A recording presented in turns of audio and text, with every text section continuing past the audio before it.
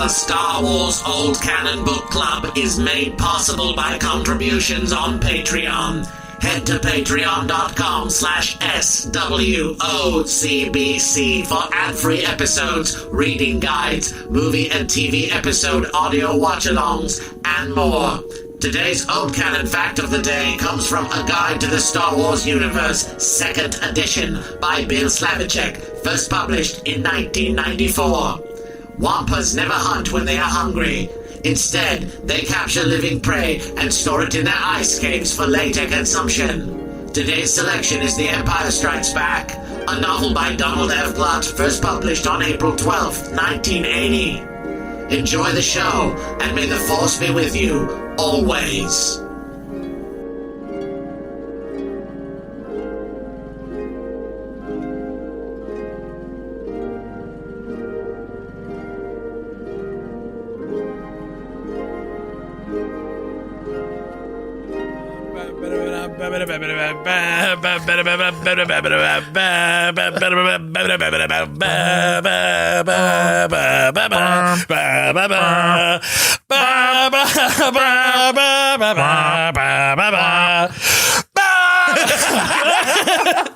How far is he going? Yeah, how long are you doing this? Dude, I watched the sketch again because you posted it on that thing. Oh my God. I forgot, like, the Bath Boys one or the Birthday Boys one is still my favorite, but I'm like, I forgot how much that. Do you remember the one where it's like, what the hell is this? That is a sketch that Who's the composer? It's John Williams. John Williams, like, when he comes down with, like, he just wrote the Imperial March, and then him and all of his roommates listen to it, and it's just like a complete banger. Have you seen this sketch? I've never seen this sketch. It is a hilarious sketch. It is so underwatched. It is criminally underwatched. Old Money Boys. It's like, it's got to be like 12 years old by now. I don't even know. Available now at patreon.com/SWOCBC. But also, I think you can just find it. It's called like John Williams, Old Money Boys. You can find it. Hilarious sketch. But did you know that's not in the first movie? That song? It is not. Isn't that weird? Also, a lot of the songs... the Imperial March isn't? No. It's not. A lot of the songs we associate with Star Wars are not in the first movie. Yeah, John Williams was like, oh, you want me to fucking serve you some songs on the second movie? Yep. I'm like, some of the best ones are from Empire. A lot of the best stuff is from Empire. Let's not pretend. Yeah, I was going to say, but we're not here to talk about the movie today. We are here to talk about Empire. Yeah, we are here to talk about Empire, but we're not here to talk about the movie. We're here to talk about the novelization of The Empire Strikes Back, which was written by a man named Donald F. Glut, still alive. Good for him. Yeah, he's doing good. He's popping off. He's still active today. He's a comic book writer. He wrote a bunch of Marvel comics back in the day, DC comics, all kinds of comics back in the day, and a bunch of books. A lot of stuff about dinosaurs over the years: dinosaurs, werewolves, monsters, Frankensteins, and the Empire Strikes Back novelization, which is kind of interesting. I love werewolves. I love dinosaurs. He wrote Shazam. I just haven't read a lot of werewolf fiction. I just like them as like creatures in this thing. So maybe I'll go check out his book on. Yeah, I mean, he wrote Shazam TV show, Land of the Lost. He wrote on Spider-Man. Land of the Lost? Yeah, all on these TV shows, all from the 70s Crazy. now. Transformers, GoBots, G.I. Joe, Foofer, DuckTales, Whoa, Sky Commanders, Okay, Dino so Riders. This guy Dino Riders? Yeah. Yeah, I loved Dino Riders. RoboCop cartoon, Transformers Gen 2, X-Men. 97? 93. He wrote, I think, on the pilot for that Pride of the X-Men. I'm not sure. I don't want to say he wrote. He was the showrunner. Yeah, and Bureau of Alien Detectors. If you remember that one, not at all. That was from a little later, like maybe mid 90s. But he did a great job with the book. I thought it was a fine adaptation. And actually, book? Yeah, I thought. Yeah. I would say the reading level of this book is like. Not disrespectful to your intelligence, but like an easy, smoothie, breezy read. Like even for me, I finally damn it. I kind of thought that I had unlocked a new level of reading. As I probably said a million times, I'm the slowest reader ever. And I got into the flow with reading and I was like, did I just crush 100 pages in one sitting? Yes, I did. That's still commendable. That's a lot of pages. But you're just saying anybody could do it. I'm not saying anybody could do it. I'm just saying if you're a reader and you're wondering whether you should read Donald F. Glut's Empire Strikes Back, I will tell you it's not a difficult book to read. I will tell you not to do it. Why? I think that out of everything we've read so far, this is the least interesting. Not for it's bad. I'm not saying it's a bad. I'm just saying it's very clear to me that Empire Strikes Back was a tight ship. They knew what was up. Yes. The pre-production was in. Everything made sense. This is the movie as a book, straight up. With the exception of like Yoda. And there's a few little things. Bacta. Yeah. You're like, because the first one we're like, the probe droid's kind of weird. How do you think R2, you don't know what the fuck you're talking about. Right. Here it's like, no, you guys have seen everything. You like the probe droid, you like the probe describe it in ways the probe droid has an adventure in there. The probe droid seems cooler in this book than he did. Because it has more scenes, but like he describes it as a like otherworldly, like Lovecraftian creature, and you're like, oh, I guess it actually everything that you say is true. I just think of it as like he probably read like production notes on all the designs. He definitely, because there's so much in here where you're like, oh, this is a man taking some stuff he wrote, or like he read that was written, and then that stuff he has maybe like one or two things where he's like, well, I don't know what this would be, so I guess I'll like fudge it a little bit. But most of it seems very accurate to the movie. Yoda is blue and has a perfectly parted. But Yoda is blue because his art from early on, he was blue. No, 100%. And if you, I know this is an audio podcast, but if you go to the Patreon, I'm sure Davis will include this on the Patreon in a community post, but you can look up this Yoda concept art that was out there, and it just looks like a little blue dude in a vest. Yeah, he's like a Smurf. It's the funniest shit I've ever seen. Do yourself a favor. I don't know that that's who this guy was thinking of. I think he just it seems a lot more like the Yoda that I know in almost every way. But I think he just was like, oh, well, I guess they're still going to go with the blue one. But it seems, you're right. It seems just like Yoda, just a little bit different. Yeah, I will agree. This like, because Jesse and I like accidentally did like a bit of the episode earlier in the week when we were chatting about like, because I love the book because I love the story. And I like love how that it still slaps on book form, and they added interesting context that made me think about things in new ways. But I was a little similarly disappointed to, there was like so much different stuff from the first book. And yeah, like I do some of that fun. I was hoping for some like some shit that I just like, didn't even know to think about. I didn't even like the old scenes that were deleted from A New Hope were in the book. But like, wasn't there a whole scene where like Wampa's attack in the space that was cut? And that didn't even happen here. I looked this up because I was obsessed with this. Because where C-3PO rips the danger sign off the door? Yes, because there's two things in this that I was curious going in. I was like, one, is that in here? Is the 3PO Wampa trap in here? And two, what does Han say when he gets frozen in Carbonite? Yes. I was like, I got to know those two things. And we got an answer to one, but the Wampa thing is not in here. And I was like, what the hell is that about? So I looked this up. Apparently, that was done during production when they were filming, and they were like, well, that might be kind of fun to add. So it wasn't in pre-production notes. So he would have no idea that would be a thing they would do. And they saw it, I guess. They attempted it and were like, no, that sucks. And which is why it's not in the movie. But they have like, a bonus scene of that. Okay, yeah. I like reading this and seeing the movie. It doesn't fit. There's no timeline. The rebels are gone by the time the stormtroopers are there. And where would you put a Wampa attack in? Like, it doesn't fit. It happens pretty similarly in the book to the movie, except for there's an extended. They probably took it out because it was weird. But it's still, even there doesn't match. They probably took it out because it's weird that there would be a door with a Wampa in the rebel base anyway. And a lot of the things that are different in the book from the movie are things that very clearly, kind of like the Wampa thing, on set they said, what if we do this? And I think most of the lines or most of the things that are different are because an actor was like, what if I do this take? Or what if I try this thing? Yeah. I think in A New Hope, it was a similar thing where it's like, you got like the first draft takes or they're totally like fine lines to read, but you're like, they're said in a way that can't be enhanced. They're like, the human saying them makes them like the snappiest version. And these a couple other words totally kill the like pacing. Well, because you're also thinking of, it's now been like immortalized also, like you can't look at it and just hear it another way now that it's been set in stone. And especially with this book compared to the last one, like it goes back to what I was saying about that first book, where it's like that book has a level of freshness to it that this can't have because there's no stakes going into the Star Wars because nobody knows what the fuck it is. Now, this is Star Wars. We're trying to hit a mark now, right? And I tried to go into it looking at it from the same kind of fresh perspective to be like, what things that I miss about the idea of The Empire Strikes Back by reading the book version.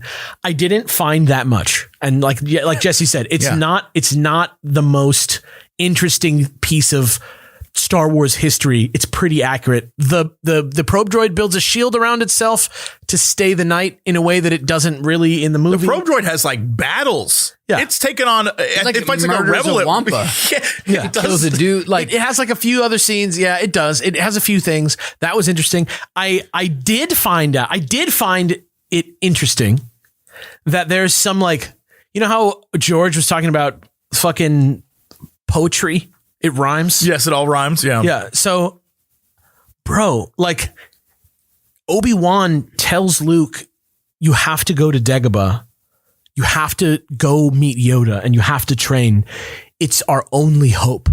And even in the book, Luke actually takes a second and goes, only hope, huh? And like passes out again. So I'm like, was that a thing? Like, was somebody to really reinforce the idea? Incitement to adventure being an only hope type thing? Was that a thing except in the same book, Yoda still says, no, there isn't. I guess actually is another. Yeah. It's weird because they talk. That's in there's some slightly different dialogue where when like he's first meeting Yoda, but doesn't realize he's Yoda, and Yoda's like talking to the corner when he is flipping and revealing that he's not just a crazy guy. Then he's talking to Obi-Wan. Yeah. And he's like, Obi-Wan's like, we've talked about this a bunch of times before. It was like a new line where you're like, we've been watching Luke his whole life is like the other thing they say. Right. But in that case, it's just like, it's like an old argument they've been having. So it's like, okay, that's interesting. And also like, but then why would you not know that there are other hopes? Like, why would Yoda have to tell you, actually, there's another one? It wouldn't matter in the context of this book. You know what I mean? Like in the context of this book where we don't know, like the Leia kiss happens in this book famously. The fact, like there's a part in this book where somebody says like the young Jedi Darth Vader killed your father at some point in this book, where there's still details that just aren't correct. But they think that. Well, it's just crazy because they say the young Jedi Darth Vader killed your father.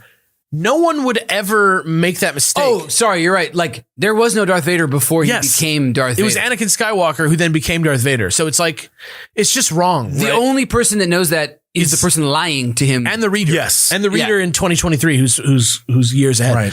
Right. They did that to like save the reveal. Yeah. But another thing that I fucking didn't ever think about before in my fucking life that's like staring me right in the face that I think just looking at it as a book kind of unlocked for me is that like Obi-Wan Kenobi and Yoda are like so similar. They're so similar. They like both did exactly the same thing at the exact same time. And I never once in my life. What do you mean by that? They did the exact same thing at the exact same time. To take care of Luke and be there for him when he needed to be trained. They both changed who they were to be like a crazy old man in a remote location. They both act crazy and put off a weird vibe so that nobody bothers them. And then when Luke comes to them, they like come online and teach them everything they need to know about a Jedi. And I've never once had the thought, wow, they really introduced Yoda really in a similar way to the way they introduced Obi-Wan Kenobi. It just never echoed for me before, ever, until this book. Do you think it's because he's a puppet? Like, I mean that. Like, because when you first see him, he's like, yeah. He's beating up R2 with the cane, and he's goofy. Well, he's like goofier than Ben Kenobi was goofy. But I mean, also like, because he's a puppet. And as a puppet, they make him like more comical. And you're like, oh, he's just a little cutie pie. But I think you're right. I just wonder if we misjudged it. In the book, he's like wacky too. Sure, but I mean, like, as a character, I guess they knew they were. It's just visually. It's just visually. It reads different. Like because he's a crazy old man version of Obi-Wan's still going to be fucking Alec Guinness, and then he just changes his voice. That is like. I think the big difference comes in their approach. Like Obi-Wan immediately is on board to help him out, whereas Yoda is like, I don't want to hate. Yoda tests him for like an hour. He's testing him. Some of the differences in this, and I don't know if we want to go through them when we get to them in the plot or we just talk about them now, is like the Yoda Luke scenes to me had the similar events, but a very different, maybe because we're inside Luke's head, they're like different. They are. Like Yoda is like meaner and he is like, what was the Kill Bill instructor? I can't remember his fucking name. Pai Mei? Is that? Yeah, I think you're right. That dude with the flips his. He like was like ornery a little bit, but he's mostly goofy. Here, Yoda's like a dick for a while, and Luke isn't. He's like really whiny and in whatever in the movie, or like he's more so. And here, he talks about he's like so ready to learn. He like is not like complaining about the things that he has to do. I think you'll find when we sit down to watch the movie, having seen it again recently, my perception of those scenes, Yoda is kind of a dick in those too. 100%. In the movie, he's like he's over Luke immediately. He continues to be a dick until he dies, in my opinion. Like, I think he's way more chill of a dude in the prequels and the way he's characterized there than he is in. Oh, absolutely. That colors him differently, for sure. They redid Yoda a little bit with that weird puppet that they had. Yeah, but then, but my point is, I guess we'll go through those scenes when we go through the plot. Get there, yeah. Because there's like, then Luke's journey and his relationship to Yoda changes, and his lines have different meanings in the book, and he like there's a lot of cool stuff. So I guess we can say about that stuff. My point isn't that they are not different, because they are very different. The two situations. It's just that in reading it and looking at it unfold on paper, they rhyme, dude. They do. Like, they really do. Like, he says only hope. It's like a vision. It's like, Princess Leia kind of looks like a... Hold on. Them rhyming, though, was supposed to be in terms of the sagas. I know, but I'm just saying... Them rhyming in this is more like... I think we're like we're trying to put that where I didn't mean. We're jumping. It's just the same idea taken twice. We're jumping into Lawrence Kasdan's head as the guy who had to follow up Star Wars, and he's the thing that I'm getting at. The point is that what we're looking at with Empire Strikes Back is Star Wars trying to tell us what Star Wars is now, because the first one is like I said, a pure creative stab. It's just this thing called Star Wars. We don't even know what the second one. Mostly a tribute to everything the director loved. Yeah, it's like a pastiche. Really. Yeah. He kind of just tells like the most Top Gun, like stress-free story you could possibly tell. The second one, it's like, what elements that we laid out in the first movie are like the James Bond things. Like, what are like there's always a money penny. There's always the Q branch. Yeah, there's always a Q. There's always like the Bond girl. Like, what are the tropes of Star Wars? And Empire Strikes Back really, to me, ended up in reading it feeling like a tumbler of Star Wars details in a similar way to the way that like how Force Awakens feels like specifically like A New Hope. And then The Last Jedi is like still kind of like echoing the structure of Empire Strikes Back in some ways, but it feels more like they like, and the character creator clicked like randomize sure from like some of the Star Wars biomes and and it's a little bit less of a like a mapping and a little bit more of a like structural exploration. I don't know, but Empire Strikes Back, it's like similar. They're like, it's not the desert they start in, it's the snow.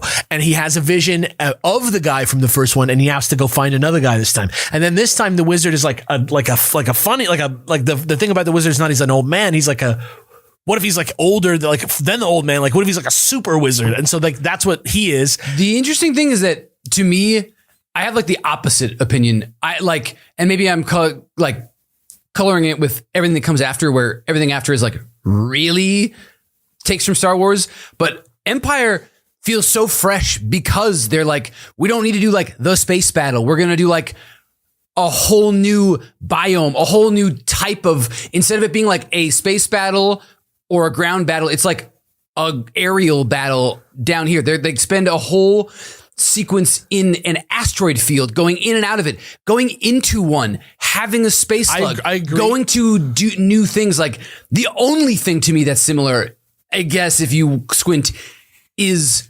the old man wizard. Like, everything else is completely fresh. That's kind of what I was going to say, though, is like, by putting it through this sort of like, it's not just like they tried to write a sequel story. Right? It's not just like they took the plot events and like continued them naturally to their next points. That's not really even what they did with the second movie. They like jumped ahead. Yeah. And that's kind of what I mean is like the movie is, I think we're going to find that it's definitely the best movie again when we rewatch it right now. Like, for sure. We're about to watch it right for the next episode. And just by reading it, I just sort of like felt a little bit more, Dr. Manhattan with it, where I could like kind of be in different parts of the movie and in different parts of the book and kind of flip back and forth. And I just even like the idea of the space battle being on the ground and being in the front of the movie. It feels very intentionally like they took structurally the last movie and like flipped the bucket upside down. Well, because they had to, because in the first one, the good guys win, and you can't have the good guys win and then still be winning at the start of the next movie. No, exactly. So they have to be losing. And how do you make them lose? Yeah. Show off again, which is why we have the Imperial March, and why we have like, oh, that ship's way bigger than the other ships, and why we have giant walkers. You mean the mammoth Imperial Star Destroyer, as it's called in this book. Well, the reason there's no Super Star Destroyer. That's just wacky. The reason I loved Empire, but they gave the Avenger a name. Like they give one of the Star Destroyers a name, and then the other ones they just call the one. It's not even a capital M for Mammoth. It's like It's like it's pretty big. It's just a big Star Destroyer. Yeah. The thing that I like about this is that even in the second try, and this is the thing that I think I don't want to. I really like. Don't want to make this into the like, and that's what's wrong with the new stuff, because that's really not what I'm trying to say here. I'm just trying to appreciate the Empire Strikes Back, really. But like the story that we were left with, like after like putting the details through a Tumblr, which I think was such a better call than trying to just make it like a plot based thing. Like it's so much better that we didn't go back to Tatooine and that we didn't like follow up we didn't follow up with Jabba right away and all the stuff that they mentioned in the previous movie. It just kind of continues to be the case, and it could not be more underlined even after one more story being told in the official stories, right? Like the movie stories, like that it's not about the Skywalkers. Like, you know, there is this thing happening. The hero is Luke Skywalker and he's on his journey. And you get that, but even Return of the Jedi, it's not the most memorable thing about the movie. The thing that's most amazing about Return of the Jedi is how even further and wilder they go with stuff. They go even they like, remember the cantina? Fuck the cantina. Here's like an entire palace. The original trilogy, people don't like remember, but these jumps ahead are so cool because they make the story better by not having to just be 3 days in a row. Yeah. But like, it just really underlines that it's not just like a play about this small cast of characters and this one thing happening. The problem is, I think that we will find as we hit Return of the Jedi, that movie suffers a lot from the fact that it is nothing more than a glorified final battle. And they have to put in so much other stuff. I do love the movie, though. The movie's fine, but the things that are in it, the pacing of that film, the movie is like crazy. It's like a classic. I want to say great in terms of like it's a great film, but the structure of it is really weird how it's like this very kick-ass, with the exception of doing Boba Fett dirty, exhilarating opening, and then like, oh shit, we have like 20 minutes of like just shuffle, and then a huge thing. It looks like it's like an hourglass of a plot structure. It's very strange. And when you talk about this book, this story, Empire, comparative to the first and the last, it makes this stand out even more as like truly the best out of all of them. It feels like a D&D campaign that like went an organic direction. All the other ones like build, like they like pick up steam and keep going and going. And it's like, once they finish like Jabba, like at their leisure, they go basically back to the rebels. Like they have to then create the new, all right, they got the new Death Star and we're going to go do a thing. It's just like, it does feel like the journey is weird, but then the ending of that is like, yeah, this one, it starts such a hype. This one starts fast, stays fast. And the things that slow it down, ironically, are Luke. Yeah. Which is crazy to me. It's really, I don't know how to describe it really. It's like, because you're saying it doesn't build, but I think it does build. It's just, but you know what I'm saying? We're like, no, once the action goes, there is go. Yeah, one thing, and they like Return of the after Jedi. they get Jabba, there's just like Return of the Jedi is an imperfect movie. Return of the Jedi good is ending. Like, it's not great. It's like that song from West Side Story is what Return of the Jedi is.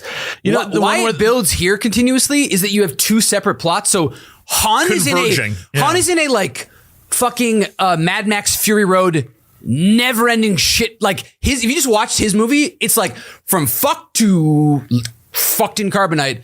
Yeah. Luke gets to then have the like peaceful, meditative, and some action stuff, but like all the characters are together by the end of the Jabba thing. So then when they're not doing something, it like in the mid 2000s, there was a time at DC Comics where there were two really big events that happened like really close to each other. And I actually think they came out opposite of the way I'm going to tell about it, but it doesn't matter.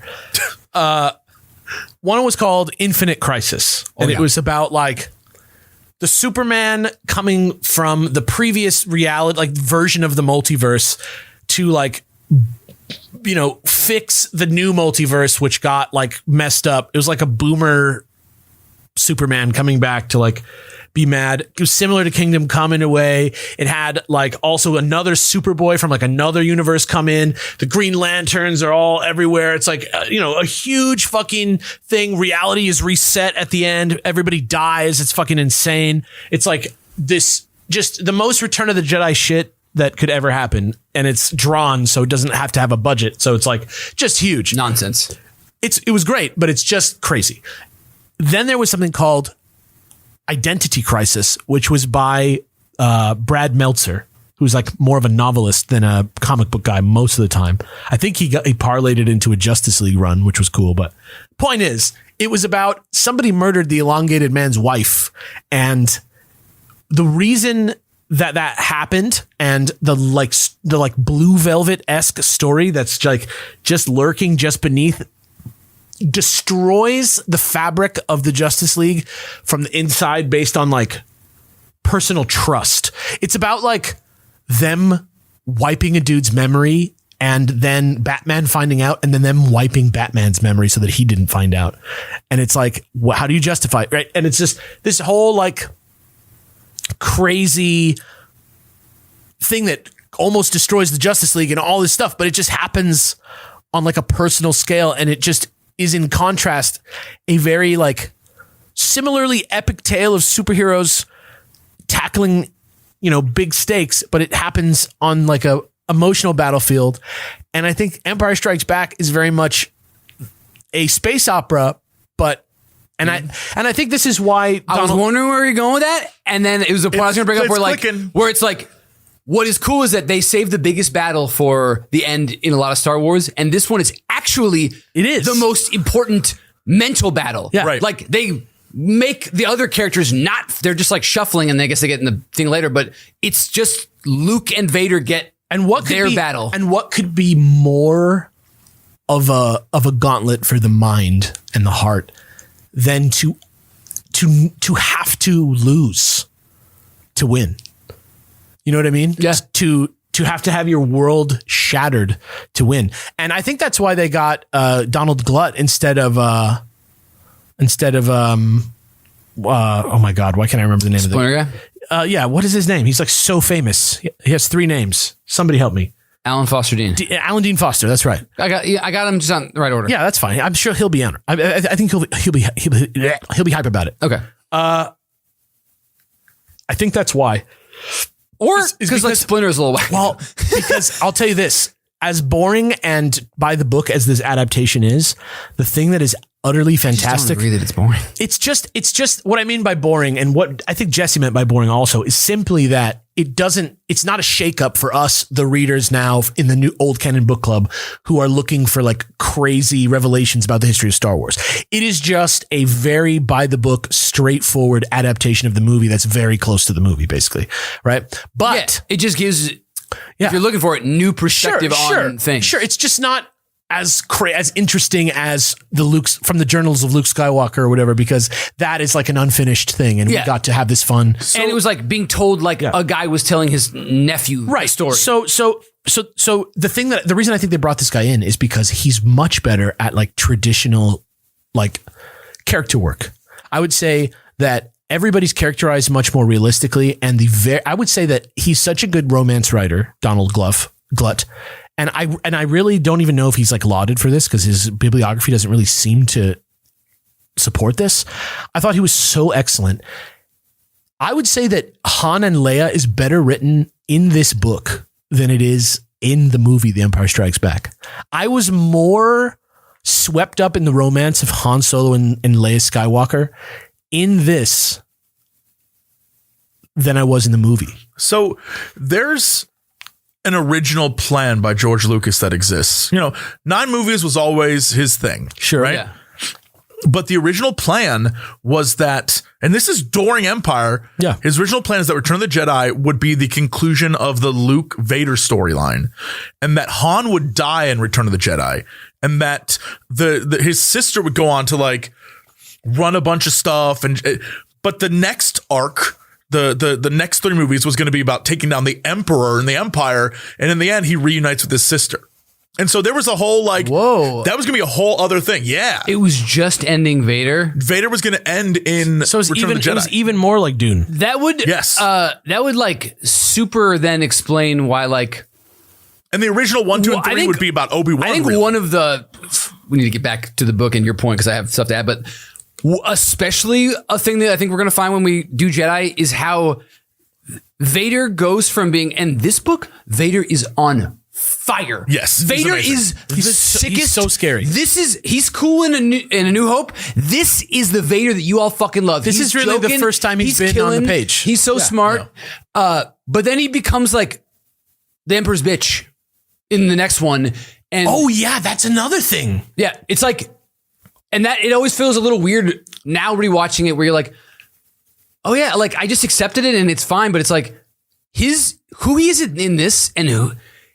Unless he got like spanked by the Emperor in between these movies, it's weird that he becomes. Also, tell me that whoever did the throne room in The Force Awakens did not read this fucking passage from The Empire Strikes Back. Oh, sure. That is Snoke. That is not Emperor Palpatine. Yeah, it's hilarious where they're like that in a voice Snoke. Even deeper than Darth Vader. So I was like, I even was like, what is that? Is that what they were trying? Because that's not. No, that's. But they Lord also changed Snoke. his voice when they cast. Sure, but they didn't show his imposing whole body towering over Darth Vader. Right, it was just like a face. Yeah, like this was so this characterization of the Emperor is so much more along the lines of what you're saying about Vader being the main villain for these 3 movies, but.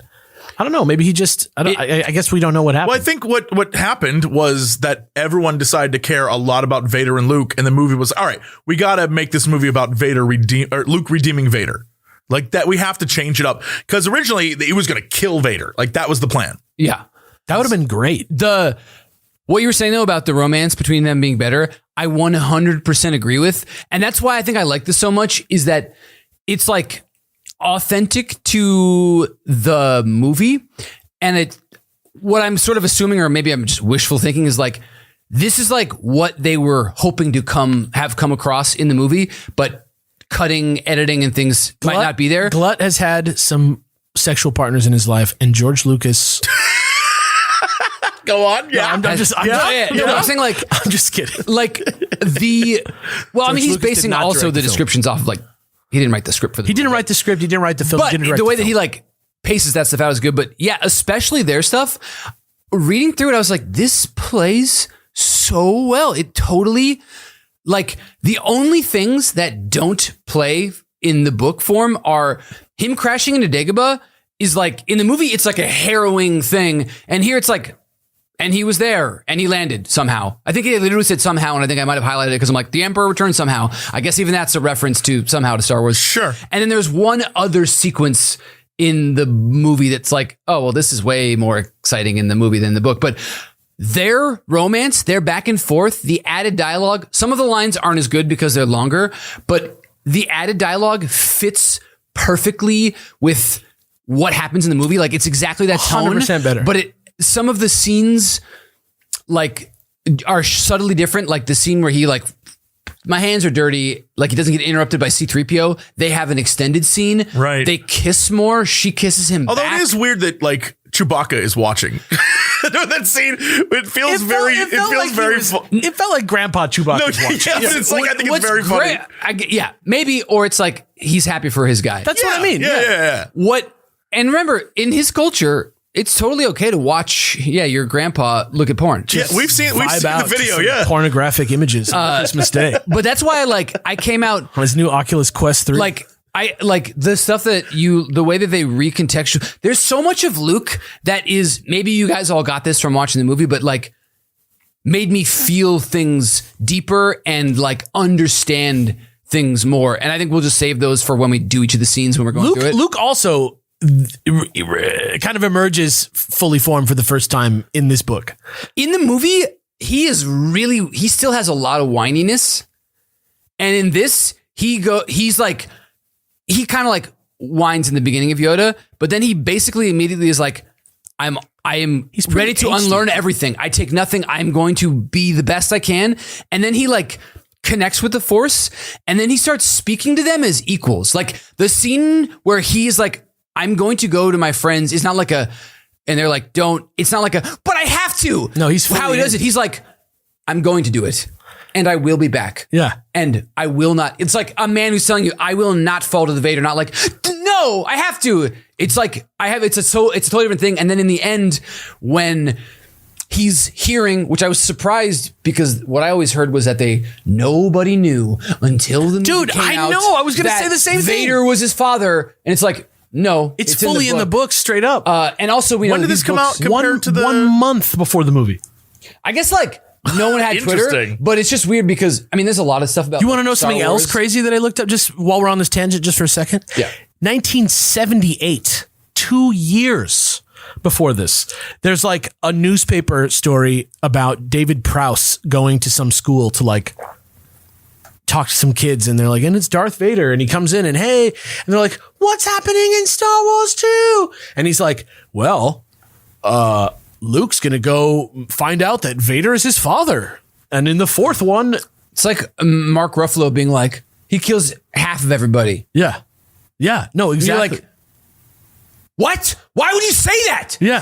No. Shut up. Yeah. Fuck. No. Yeah. No. Exactly. And it just goes to show you how fucked up the world is right now versus then, and how the internet has destroyed information travels freely. All our brains. Yeah. But at the end scene, because you get inside his head more, the betrayal, like him actually not understanding why they would lie to him about his father. Yes. Sure. Yeah.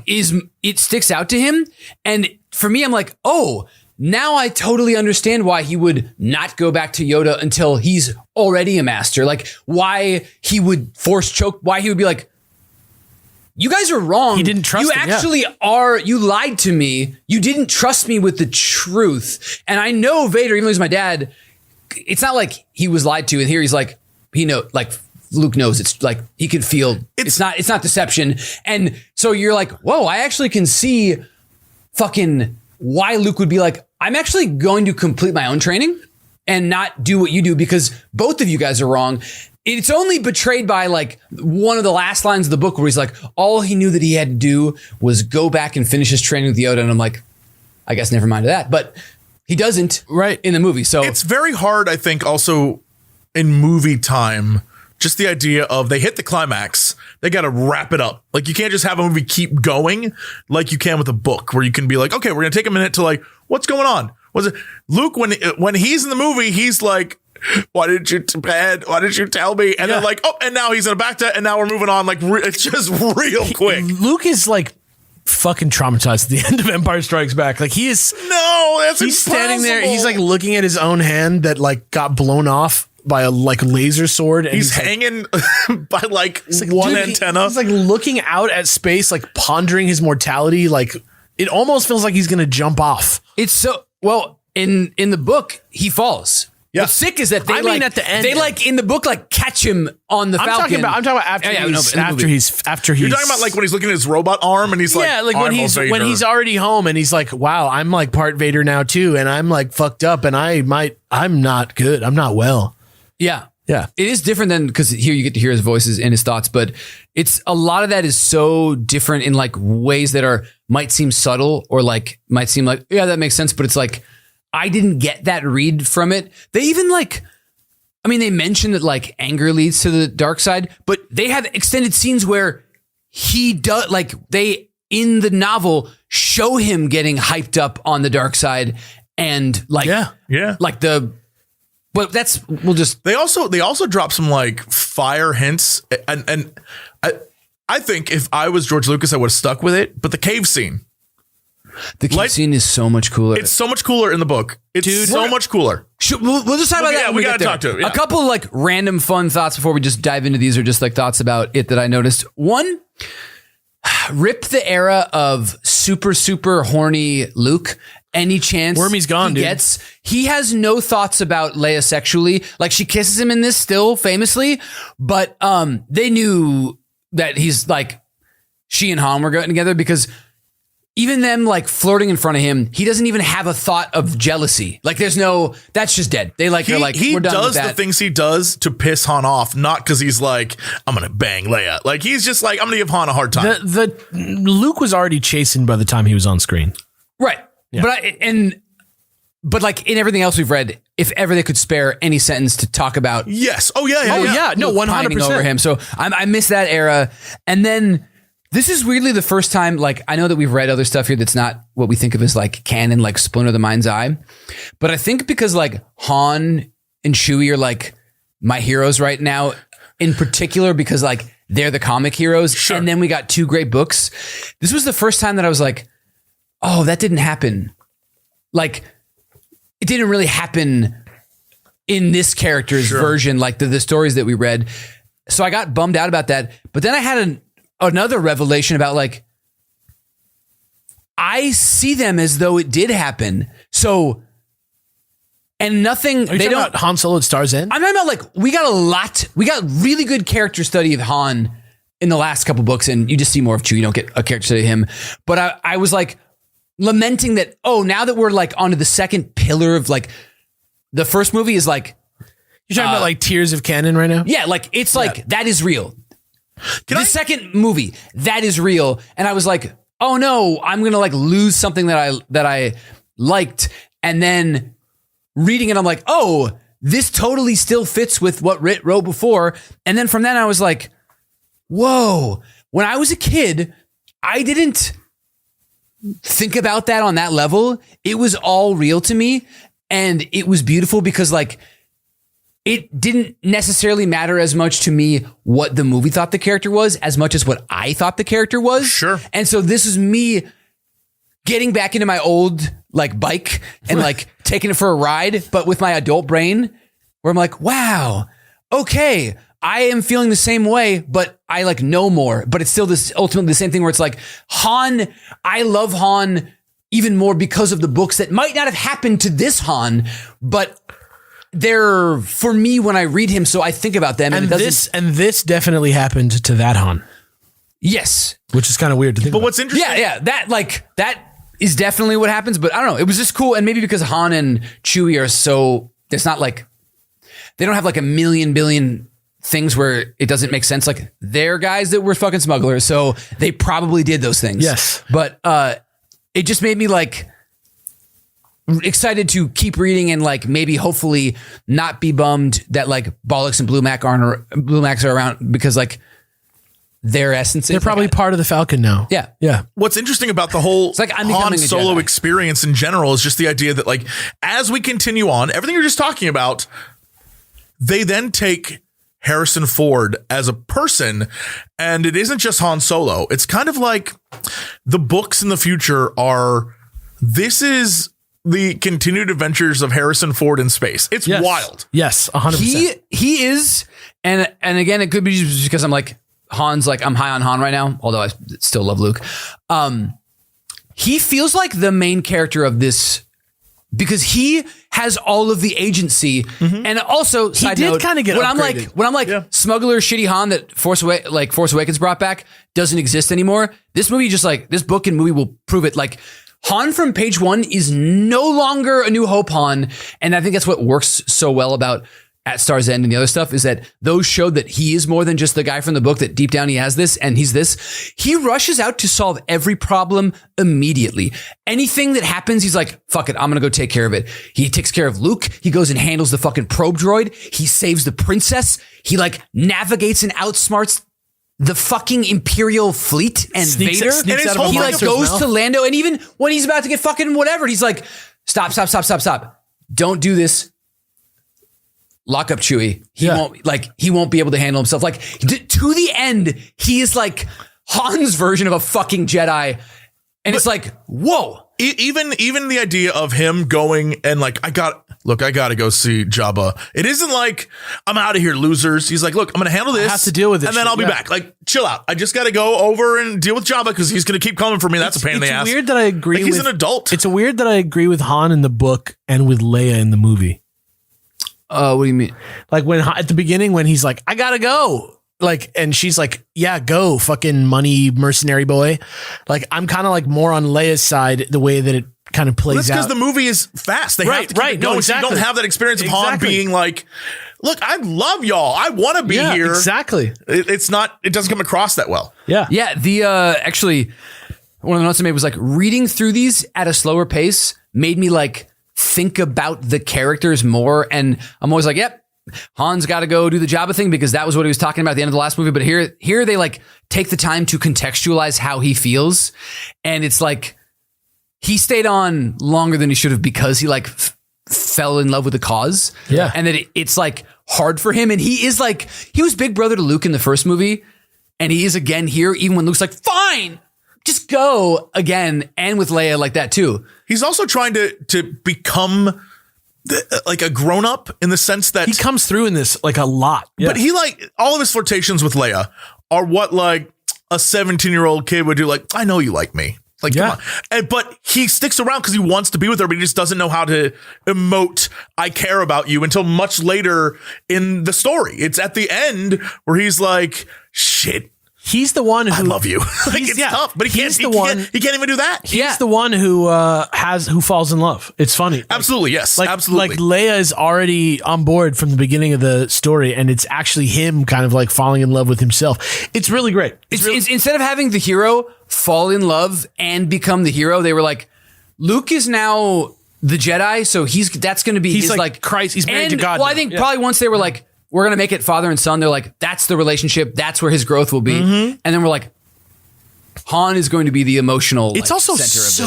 It's also so hard to take a character with the level of cool boy hero factor as Han Solo, somebody so masculine and so badass, and to 100% give him enough attention and characterization as a full-fledged human to have like a sensitive, vulnerable, actually enjoyable. I don't think that's hard at all. I think they were like, women all over planet Earth are going to love this. No, man. but I mean to write we changed him. But to write Han Solo in a romance and do it well and true to the cool guy character also.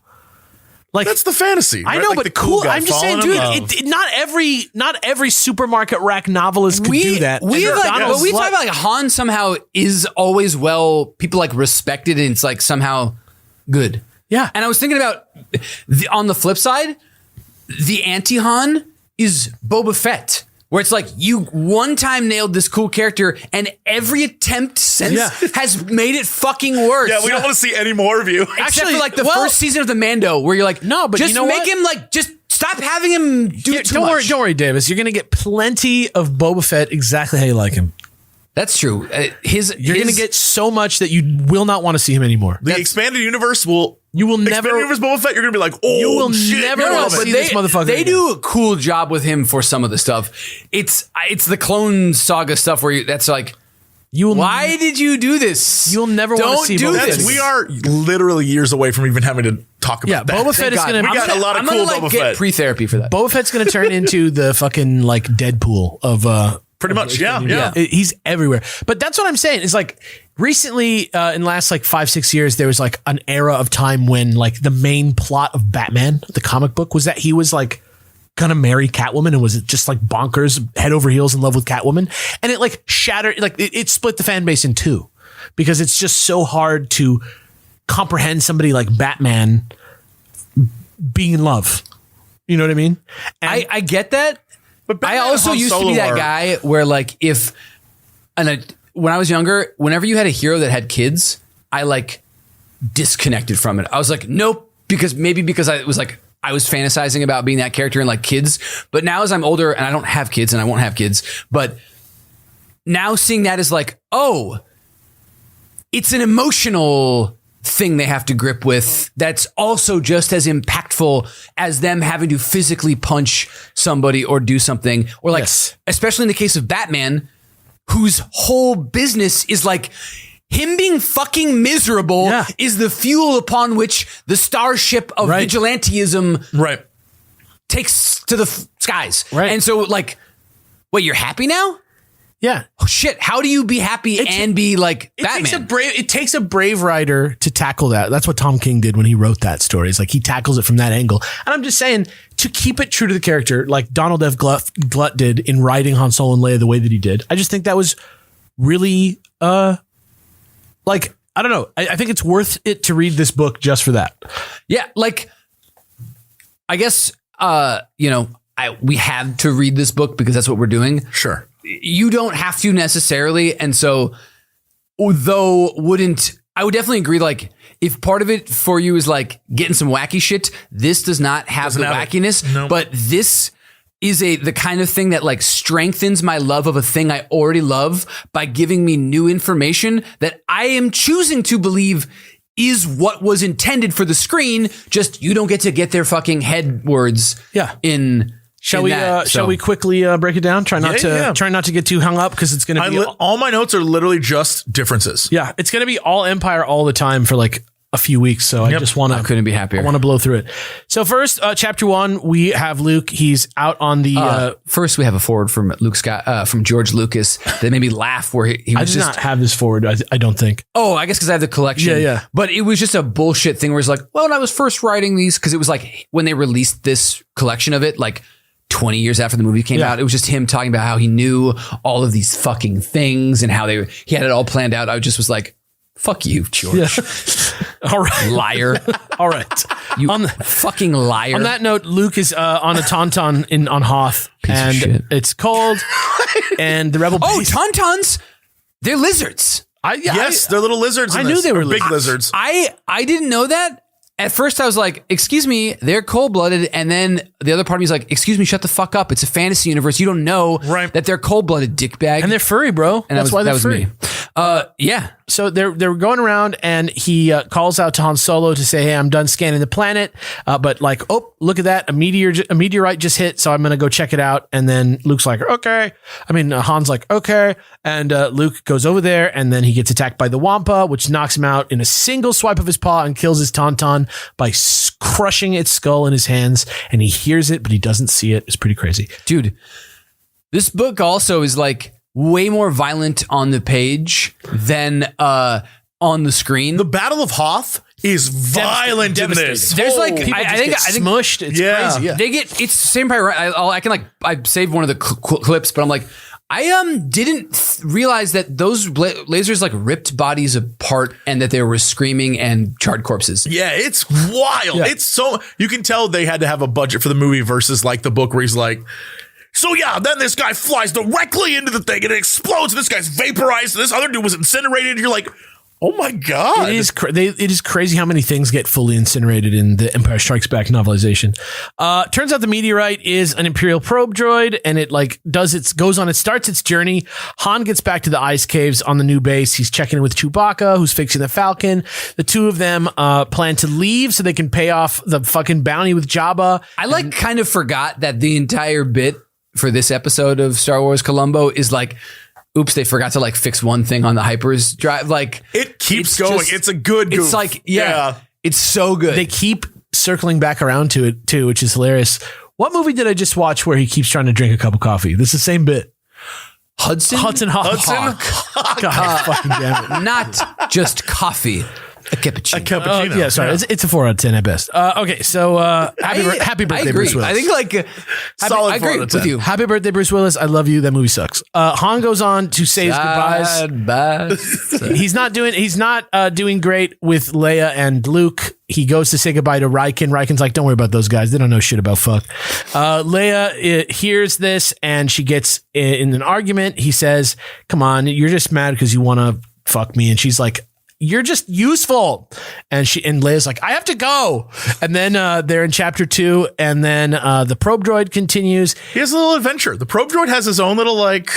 It finds a heat signature in the snow after being in its little cocoon, little like orby snow weathering orb cocoon.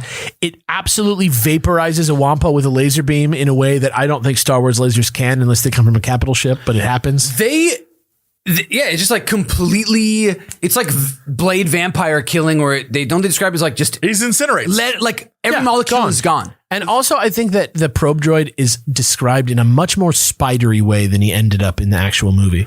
Like, because those eyes in the movie, like the little sensor eye things, they probably were going off of that. That's what I'm like. If you asked me to describe a probe droid, I would not describe it how they did, but it is that exactly. Like, all those things are like spider's eyes. I never thought of them before. And he's got multiple little legs. 100%. So it's like, it's not wrong. I wouldn't characterize it as that. So then he gets up in the ice cave. Luke wakes up. He's hanging upside down. He sees his lightsaber and he's like trying to get to the lightsaber, but he can't. And he hears Obi-Wan Kenobi in his head telling him to think of the lightsaber coming to his hand. He gets it.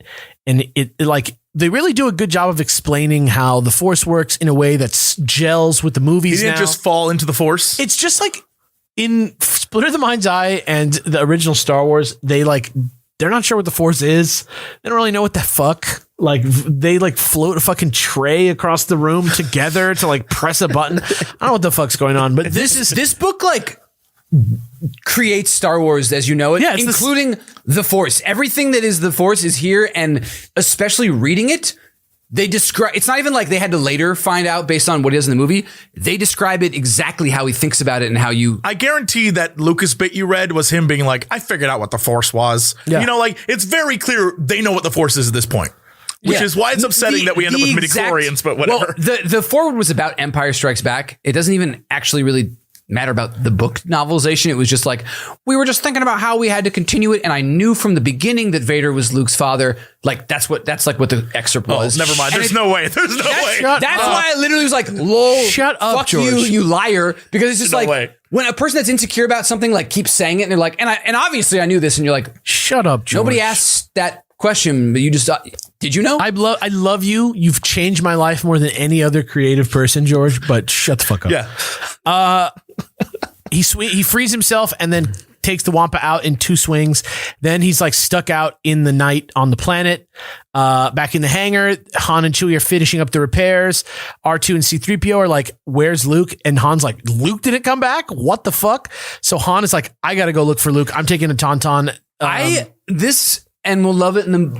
This is Harrison Ford Han, where he's like, go fucking check. He's like, and they even talk about, he's like, he's not even actually a ranking rebel. He's like an honorary graduate of DeVry or whatever. Well, he fucking blew the helps out. Yeah. But he like yells, and whatever that effect is, not the bottom, but it's one of those where it's like, everyone just does what he, like, they just follow his orders because he's like, go fucking get it. He's a hero. It's about to be Yeah.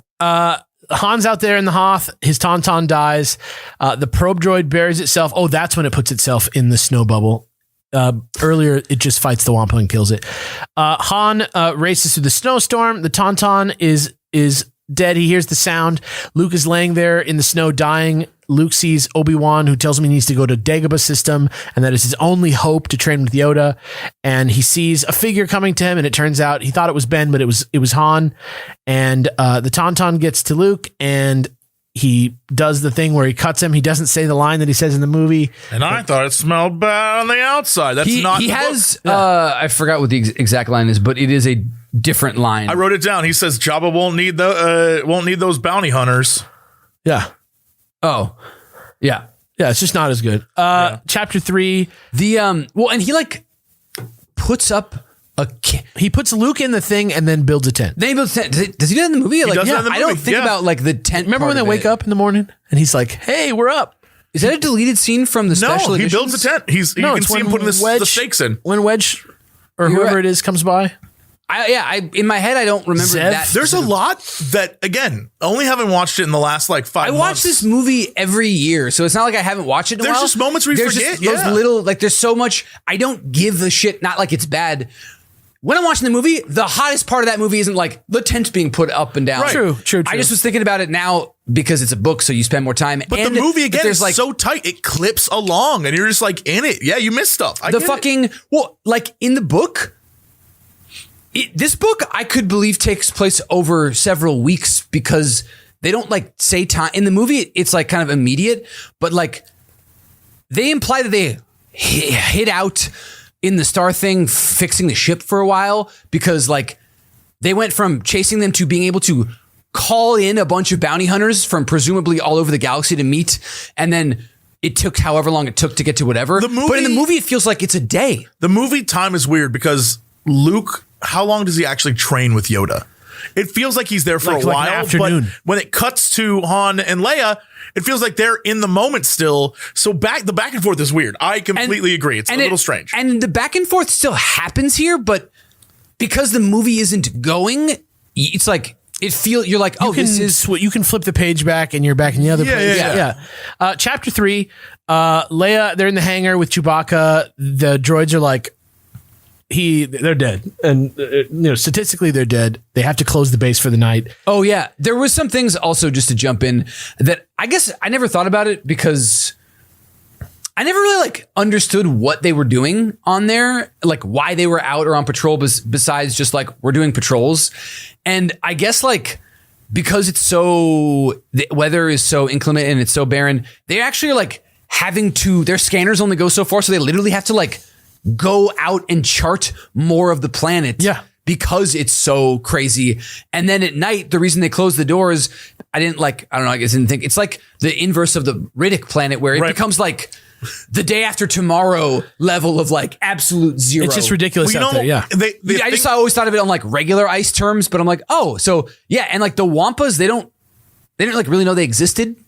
They throw in one line in the movie that I think it tackles where they talk about markers. It's like, oh, he's out beyond the blank marker or whatever. That's that thing. It's them. They have to set up like we're exploring the planet.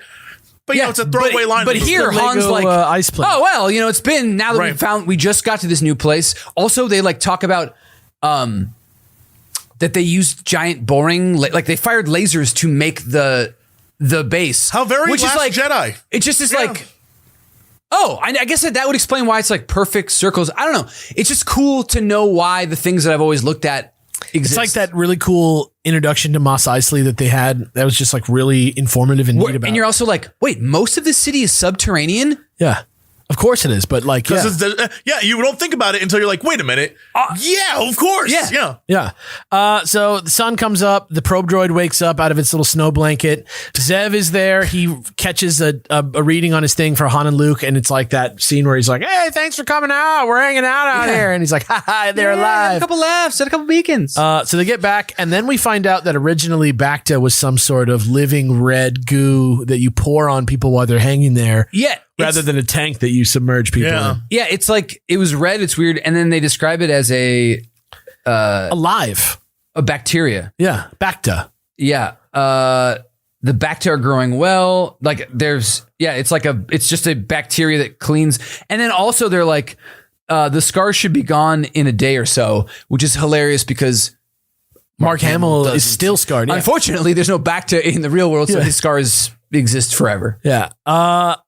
So he's ranting about snow creatures. He's talking about finding Yoda. His friends are watching him on the other side. The medical droid's like, he's fine. Everybody's like, oh, good. Okay. Luke's chilling in the bed. The healing pad comes off his face. He can see the room. Leia comes over and checks out his face, and Han and Chewie are there. Han teases Leia about, oh, you got me to stick around. And then she's like, all the ships are grounded because the fucking generator. That's in the movie. It's still like a good scene there too. Yeah. Yeah. And then Han's like, Leia told me that she loves me. And she's like, you don't know everything, and kisses Luke. It's a very famous scene. Except he doesn't say you look strong enough to pull the ears off a Gundark. He says you're strong enough to wrestle a Gundark in the book. Yeah. Han, Leia, Chewie, and 3PO. So fuck all you guys. Yeah, fuck everyone who doesn't know the real truth. All you nerf herders. What the real canon is. Han, Leia, Chewie, and 3PO are in the command center. Riken's there. They detect something metal. 3PO tries to translate, but he can't. It's a code he's never heard before. So they're like, aboard the mammoth Imperial Star Destroyer, the big one, that is, Darth Vader finds out about the probe droid on Hoth finding a base. He says, that's where the rebel base is. I know it. Oh, and this time he's introduced as Darth Vader, Dark Lord of the Sith. So you're like, they're like, fuck you. No more mistakes. They figured it out. Yeah, he orders attack on the base. Back on the surface, Chewbacca and Han find the probe droid. They distract it. They blow it to pieces. He goes back and says it self-destructed. And Leia is like, that was a probe droid. Riken's like, we gotta fucking go. Dude, I felt I guess because they talk about how they just got here. They just finally found a place, and you can just see me like, packer bags. Yeah. Fuck. Just like, chapter 4. Also, they talked about literally, I'm a little confused because they are snow speeders. Those things are designed to be snow speeders, but the reason why they were on Tauntauns until the day they didn't weren't is because they hadn't yet been retrofitted, adapted to do it. So I don't know if it's like, so those speeders, you still have to like, adapt them to the specific climate or whatever. Those speeders are a speeder that's around, and calling it a snow speeder means it's a speeder outfitted for the snow. So it's okay. So whatever, so they were just a speeder. Okay, as far as I understand it, that is the situation. Well, also, I think they called them starships at one point, which makes the tow cable make a lot more sense because. Like in atmosphere, that kind of tow cable seems way less helpful than in space where it doesn't, you can just like grab it. Like a tugboat. Yeah, exactly. Yeah, they're non-hyperdrive. They're just like a TIE fighter. And I believe they are space worthy. That's what I'm saying. In several games, you can use them in space. Canon, I believe they call them snow speeder, and in here they call them a starship. Also, like they refer to. I think a speeder should be considered like car. I agree, but I'm just saying this book refers to them as a snow speeder, but also that these were starships. Yeah. So, I think like a starship is like SUV in that it's implying that it has certain functionality. How I assume it is just like a speeder doesn't have the ability to like withstand space. Like it's not like. Yeah, maybe like it could be like a speeder is all like a speeder bike. You don't fly to space in that. Not a speeder bike, but maybe some like a land speeder but see, then it's a land speeder. So speeder. No other air speeder that we can think of is space worthy. I bet if we had that, if I had that yellow source book, if I had it's actually over there. But Look at it right now. These also might the be droid just reads called from at the beginning of the episode in this because that is the function that they're used for now. Not that that's a declaration of what they are. The truth is their show Bible still isn't as good as it is now. Right. And that they, even as much as they figured out the bigger things, we're still going to find inconsistencies like this. There's actually a big one. Yeah, like at this point, in this story. the Clone Wars is still cool. Yeah. What's still? You know what? What happened to you? Why are you trying to go to war? I think the prequel's literally what happened to me. Why are you trying to this man looked dead straight ahead. Like he was gonna like rip his own skin off, and there was gonna be a fucking lizard man under there just now. All right, Vader is pissed off because the rebels have time to prepare because the Admiral Ozzel exited Lightspeed too early. Dude, post Target, like Vader is the pimp. He's the smartest. He's fucking sick. But he's not as sassy as he is in the movies. No. He's definitely he still has all of his famous sarcastic lines. He doesn't do a apology accepted. He doesn't do that in this one.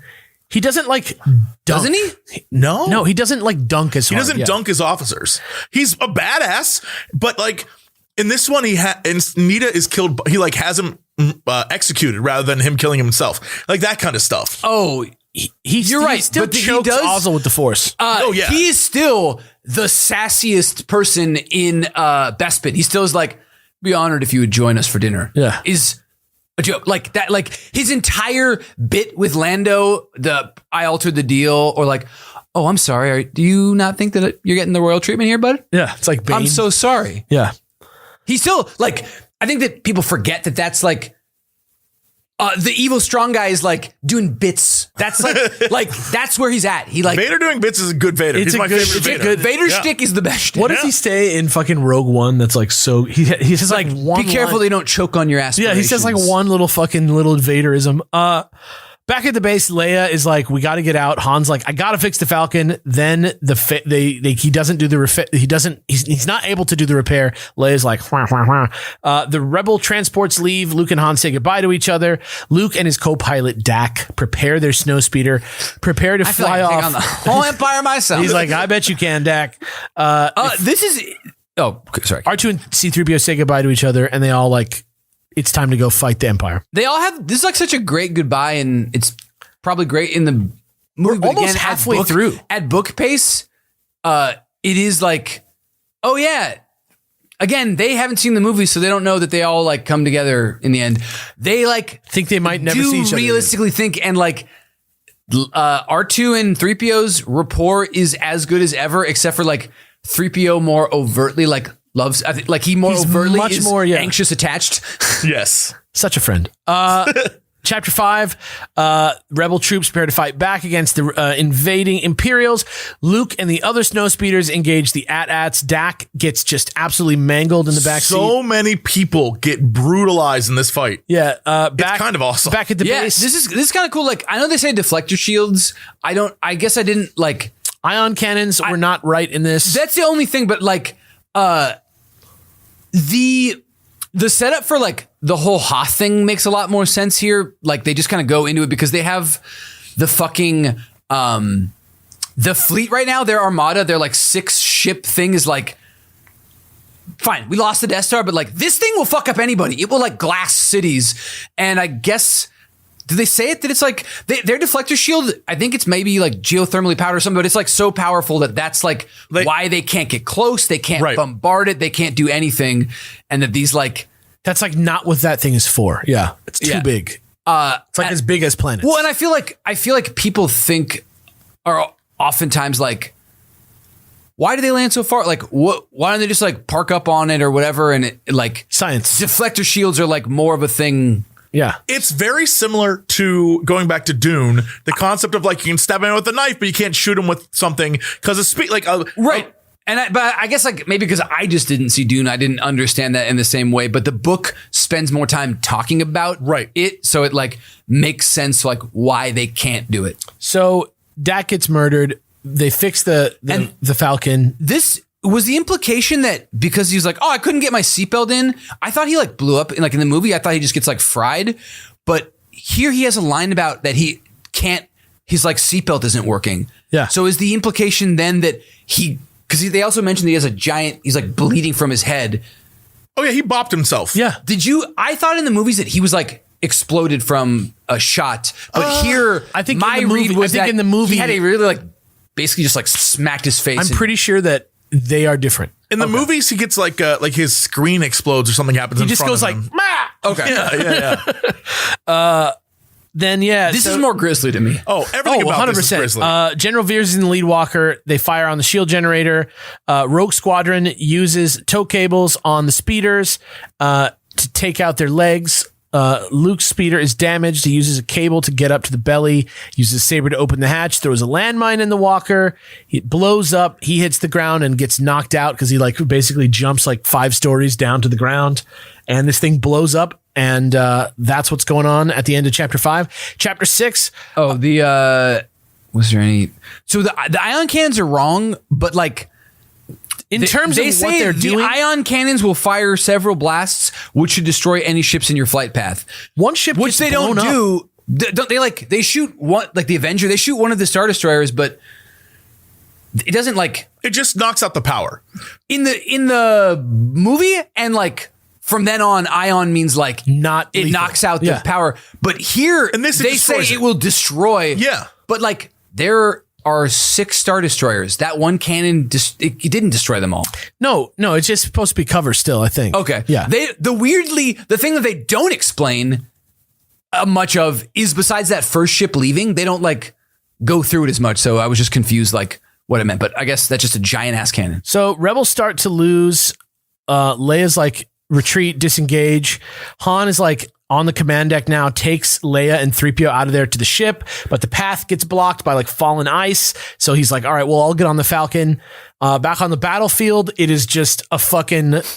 just like not a good scene going on. As more laser fire came from the oncoming walkers, rebel bodies and parts of rebel bodies were flung through the air. Yeah. Many of the soldiers who had managed to avoid the obliterating laser beams were crushed into unrecognizable pulp beneath the walkers' stomping feet. The air was charged with the stink of blood and burning flesh and thundering with explosive noises of the battle. Yeah, so that's just one excerpt of it's wild. It sounds awesome. It sounds like an actual, like the stuff we see in the movie.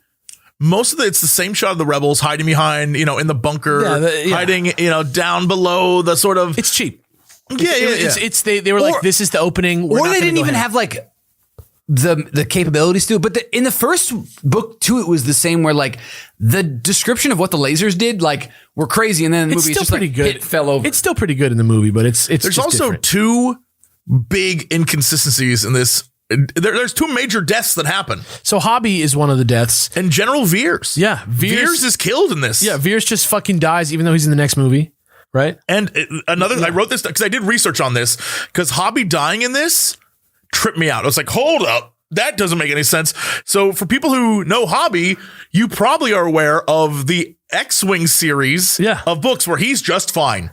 So I was like, how the hell is that possible that he dies in this book? So doesn't this all happen when he's about to blow up the shield generator? He realizes that he is about to die regardless because he's fucking hurt. Yeah, he takes his suicide. So he takes his guy and blows it into the head. In the movie, they just destroy the shield generators and attack. This is when he's about to destroy the shield generators, and then he does this, and it's another grisly description of like they all scream and then explode. There is a famous scene of the head of one of the walkers getting blown off, but it's not really the same. But it's weird because he's talking to Vader like, I'll have the shield down in a second. And this gets blown up, but then they don't ever go back to like the shield does get dropped, but they don't ever show that. It doesn't really happen. Yeah. It's weird they replace those scenes. In the movie, they don't show that. And like I said, later Hobby's in the X-Wing novels.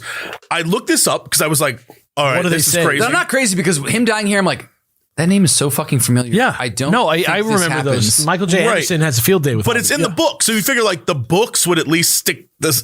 So what ended up happening is it's retconned in Galaxy Guide 3 Empire Strikes Back, where they say it 100% happened, except he miraculously lived through it. Amazing. There were no ships. How did the Wampas fucking nurse him back to health? I don't know. Don't worry about it. I'd have to go look up the actual like full passage, but somehow how he lived. Hobie returned. Don't worry about it. Get him, Hobbs. You did it. So the explosion wakes Luke up. He hears that the rebels are disengaging. He assumes his friends make it out, so he tries to sneak away from the walkers. Chewbacca's waiting for Han and Leia. The Falcon is like almost going to get buried. He sees them. He roars. They get on. They go. In another part of the base, the snowtroopers are there with Vader, and they start to look for the fighters. On the Falcon, Han and Chewie are getting ready for takeoff. The Falcon is like still fucked up and like having trouble starting. The snowtroopers have bazookas, which is like hilarious. I don't remember the bazookas in the movie, but they definitely have those like gun turrets that they're setting up. I remember those. Yeah. But I think it's one and the same because they went to set up the bazookas. Yeah, they were like the bazookas that could blow up the Millennium Falcon. What I think that might be was that the guy had no context for what those were. Sure. Do you think a lot of the bazookas or like the pro droid looked like a spider is the fact that until this point there was nothing just on a planet picture Earth and like two sentences that could describe that those two things were the only like in the first book it was all over the place. They were like, yeah, it's like a Carl's Jr. cheeseburger. And then here it's like that was literally Columbo. Yeah. Yeah, I guess that like they had to be like, just what would people question, know? Darth Vader. You know how they call these guys Hardies in most of the country? Yeah. My wife doesn't understand why that is. Okay. I just want to know if you killed Anakin Skywalker. If you were a hot dog, but you're not him. Yeah. If you were a hot dog and you were starving to death, would you eat yourself? I think you are Anakin Skywalker. What do you think about that? You said that a young Jedi named Darth Vader killed your father. But all these Sith are called Darth. But I can't for the life of me. And I went to the journal or whatever. I can't find any record of this Darth Vader now anywhere. You said this Star Destroyer was destroyed by an ion cannon. This is a bit. Because we love Columbo and oh my God. And Columbo like taking Lucas to task for all this stuff. As you know, my wife loves her late era Imperial Navy. Yeah. Guns. And I just don't recall any mention of a mammoth Star Destroyer anywhere there. What's a mammoth to you anyway? Yeah. All right. Is it furry? Yeah. Okay. So the Falcon takes off. Everybody's on board. On Hoth, Rogue Squadron get to the X-Wings that are parked away from the base. Luke says goodbye to Wedge and the rest of Rogue Squadron. He and R2 go off from Hoth. They're the last people there, so they leave last. Darth Vader asks Piet where the Millennium Falcon is. He says, we're tracking him. We don't know. We're tracking him, though. Falcon's getting hunted down by 2 Star Destroyers, including the Avenger, and a battalion of TIEs. He knows he can't outrun them, so he decides to outmaneuver them. He slips the freighter through the fleet in such a way that he sets the 3 destroyers on a collision course with each other. Happens in the movie, which is crazy. Yeah. What's great is that this is what I'm talking about, where like I was worried that like Han was going to be different from the Han from the books. And in the movie, he does the same shit, which is like a cool maneuver that win. Like he like uses his smarts to like do it. He could have done this. He did do this basic same thing with the fucking tractor beam shipping the CSA in the first one. It's like so consistent. Yeah. Han is the best, I think. He's very agreed. Cool. The 2 regular Star Destroyers collide and start drifting. The Avenger doesn't get hit. He tries to go to light speed. The engine still doesn't work. What? 3PO's like, sorry, you still haven't fixed that fucking light speed. And Han's like, we're in trouble. Leia and his, like, their sarcastic banter through all this is fucking It's top perfect. tier. It's the Top same tier. as in the movie, and it's just also in a book form, it's no less good. The only thing missing, there's a few Han lines that are in the movie that aren't in the book, where it's just like Harrison Ford. Yeah. And you're just like, man, I miss him not saying that. But there's a lot of great stuff in here, so it like doesn't really matter. But yeah, there's a lot of missing Harrison lines. Chapter 7, Luke sets course for Dagobah as R2's like, what in the fuck is going on here, bro? What are we doing? And they go, and R2's like, okay, I guess we're fucking going to Dagobah. Han and Chewie are trying to get the paralight speed system working. Leia calls Han to the bridge because there's an asteroid field, and Han's like, an asteroid field, you say? And so he goes in An asteroid field, I shall see. Yeah, perhaps an asteroid, I shall see. The 4 TIE fighters follow him into the asteroid field. On the Avenger, Piet tells Vader, who has no mask on, and Piet is just like, I'm the first person who's ever seen Darth Vader. This is the grossest thing I've ever seen. This is so fucked up. Yeah, they talk about... shit, where is it? I think that he sees more of it than we see in the movie. Yeah. Then just the back of Because his it's head. like, Yes. clothed in black, but above his studded black neckband gleamed his naked head. Though the Admiral tried to avert his eyes, morbid fascination forced him to look at that hairless, skull-like head. It was covered with a maze of thick scar tissue that twisted around and against Vader's corpse-pale skin. The thought crossed Piet's mind that there might be a heavy price for viewing what no one else had seen. Just then, okay, then a robot Everybody who hangs out with Vader in this book is just thinking about the fact that Vader is going to kill him. It's so funny. And he does. I mean, admittedly, that's why I love the new stuff with like Dr. Aphra, because that's like super fun as a character. She's like, yeah, no, he's definitely gonna kill me, but like I'm gonna make the best of this It's shit. like the vibe of like It all the guys that work just with the Joker. continues to like sell why Boba Fett is fucking tight, because he's the only person in this like entire situation that's like talks to Vader like an equal. Yeah. Or then be like, he better be alive. He's worth more to me alive. They don't single out Boba Fett as the no disintegrations guy in this book. That is true. It's weird. Also, But in the writing of his description, they're like, and the most fearsome of all, Boba known Fett. for like bringing them in, you know, whatever, like. yeah. So he doesn't say that, but he does. They do like imply that he does. Also, I wrote a version of the Admiral Ozzel getting choked by Darth Vader scene for the Patreon. What is this about to be? The other day? Just like as a joke, where it's like Davis gets like I get killed and get replaced as the webmaster by Davis, right? Like, so it was like perfect scene to parody, right? Sure. And then I read this book, and like the way that the scene is structured and the way that I wrote the scene like earlier are like very similar. Because while he's choking him, he's like field upgrading. Like it is like the same. It is literally, I wrote the scene as a parody of the scene, but I was just watching the clip. I was just watching the movie. By you, like, he watched the scene too, and it came out. It's like similarly. it's like a telephone game version. It's just really funny how similarly like structured it was, and like the things like that the dude in the room was thinking about, even though like he didn't say them. It was like the same stuff. It's funny, yeah. So he visits him in his meditation chamber. He's like, we have fighters in pursuit. The Falcon's in the asteroid field. 2 of the fighters immediately get destroyed by this debris in the asteroid field. Keeps maneuvering. Everybody's scared.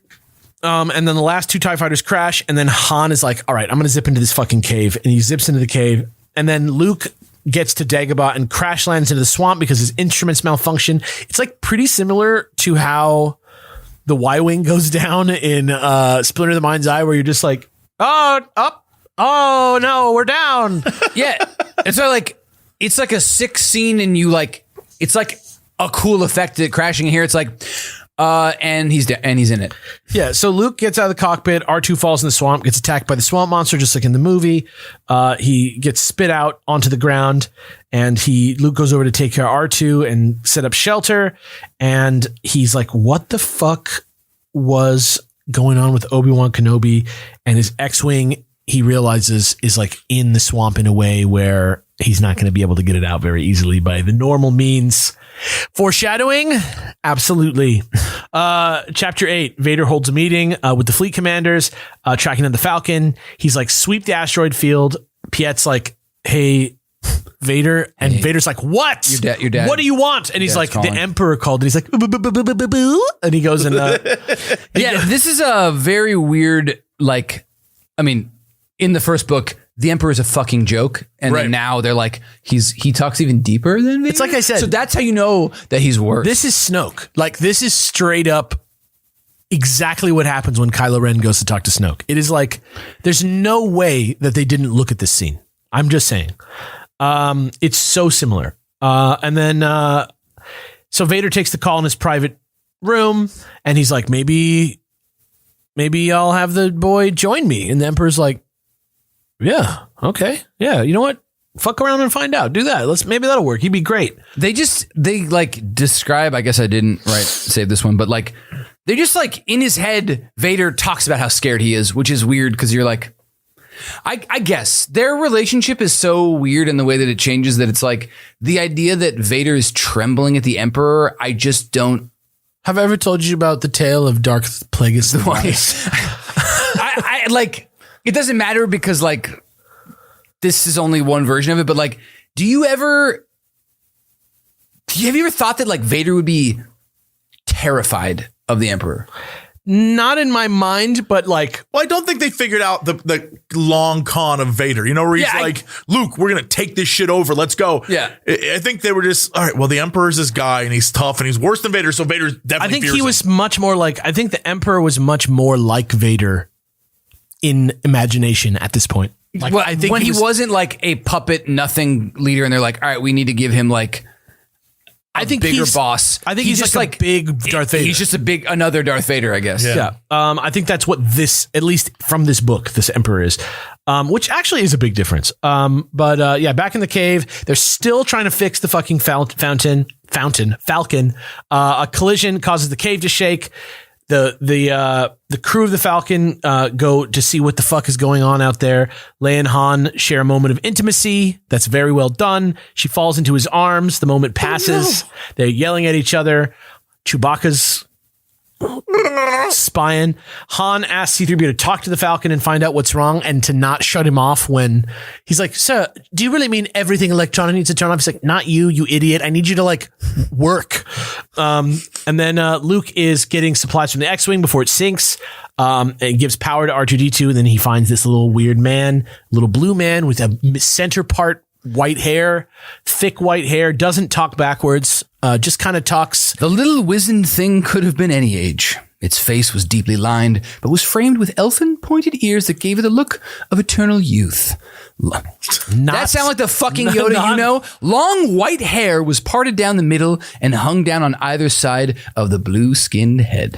Again, go to the Patreon. You'll see the blue you guys just image. Give me homework to, like, for fine.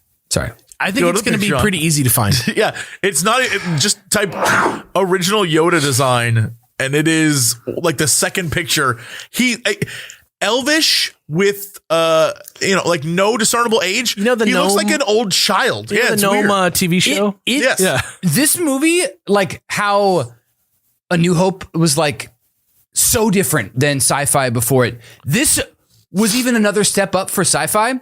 If this was the Yoda they did, he would have been so dissonant with this tone. He would have been like truly, I know that he's a Frank Oz creation, but it's like really like a Muppet or like it just would not have worked. Yeah. I we can never know, but I kind of I love Goofy Yoda. I'm just going to say it.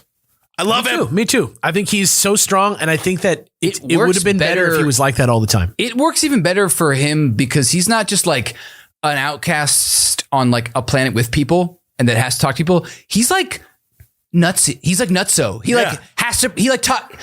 In Castaway, Tom Hanks got crazy after like a little bit. Here, he's been there for 20 years. Like, no shit, he's like bonkers. I honestly expected him to be weirder in The Phantom Menace when I did not know how he was. He's like business Yoda. Yeah, I thought he was going to be like a pretty funny character, but he like really wasn't. And also, he looked fucking weird in that movie at first. He's gold. He's a little gold. They like fixed him. They like went in and made him a CG Yoda now that looks more like the puppet in The Phantom Menace.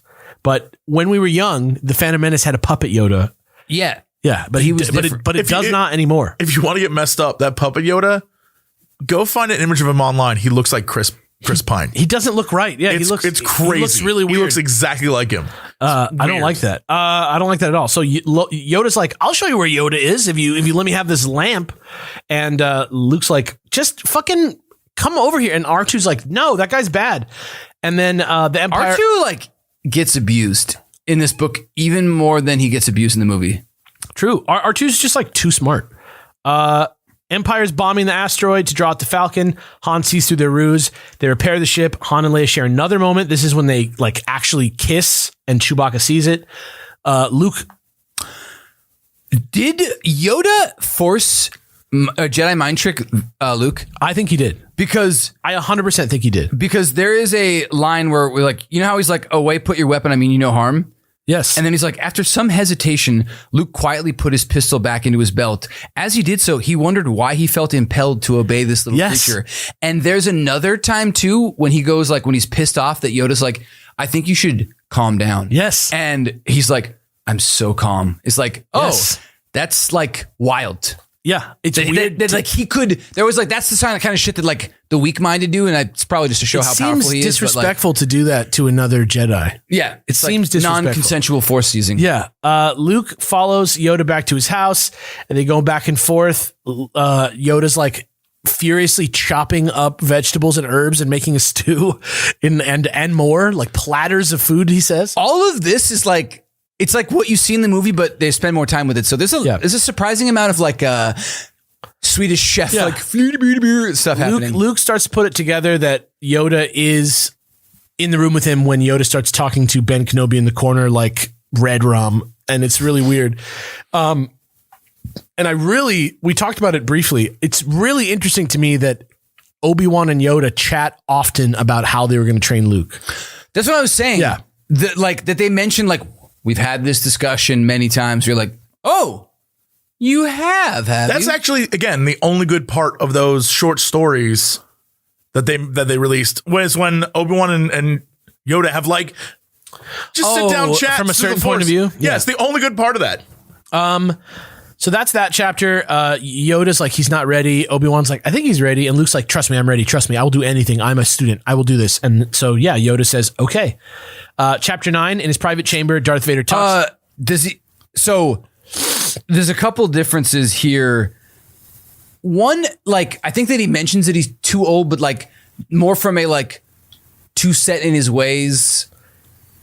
Less like how they were like, well, now Jedi get trained in the prequels. It's not. Like, it's not about the code. It's about like, are you open to new ideas or do you? It's a case by case basis. It seems like for Yoda. But the big difference is I won't fail you. I'm not afraid. In the movie is really like solemn and like foreshadowing. In here, he's desperate. Giggles and he's like, oh, you will be, almost like kickoff montage, like. And because then he fucks with him a bunch. So that had to be an acting choice on the part of Frank Oz to give Yoda to go from being like, to go so serious. Yeah. Which was very effective with a puppet. Chapter 9, Vader's in his bedroom. This is the scene where he meets the Emperor, which we already talked about. We're on the Falcon. The crew is trying to get the ship back to flyable. Leia is like head fucked about the kiss thing. Han is like just like Jolie. Han is in the cockpit, and that was the worst thing I've ever seen. The Minoc hits the cockpit. Leia's like, "What's that?" They all go out and find out there's Minocs. Han shoots the cave. and the whole cave shakes, and he's like, that's exactly what I was afraid of. Everybody's like, what are you doing? And Leia is even like, the cave exit is collapsing. What are you doing? And Han's like, it is not time to rule by committee right now. Get on the Millennium Falcon. Let's go. And they like go. And he's like, it's not a cave. And it turns out that it was actually a slug, which we all knew that already. They were just trying to order delivery pizza. It was a great Robot Chicken sketch. You should check it out. It's great. It's so good that those like moments translate really well here. Yeah. The like, a lot of moisture for this kid. Like, and then just them not getting it. Him just like Han just being the guy that's like, I'm the dad. I get in. I don't care. Fuck it. No, it's like great. 100%. And then they're even like, oh, whoa, those are giant stalactites that are closing moving. in. Like, it's not like a cave. Yeah. Then we're on Dagobah again. Luke can like run and jump now. He's learning the history of the Jedi. He's learning the power of the Force. He becomes stronger. He becomes focused. He can do more. R2 interrupts him to tell him that the X-Wing is almost completely underwater. Luke tries to raise it and he can't do it. And Yoda keeps being like, did you fucking try? Did you try, bitch? And Luke's like, what do you mean try? And he finds it impossible. He's like, it's too heavy. Yoda proves anything's possible. Size matters not. The little blue guy raises the X-Wing from the swamp, moves it to dry land. And then that's when he says like, but that's impossible or something like that. And Yoda's like, that's why you fail, Luke, you son of a bitch.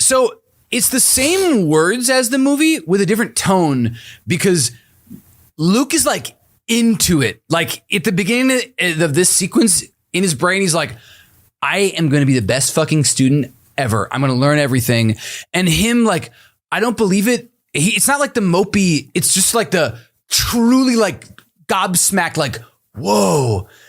It's like, again, the same words, but to me, it reads like he's emoting differently. Like the Luke in the movie wants to be trained because he's like, I gotta go do stuff. And in this, he's like, teach me, bro. He's like still impatient in the movie where he's like not that impatient here. He like slightly interpreted the screenplay differently than the actors and director did. Yeah. But because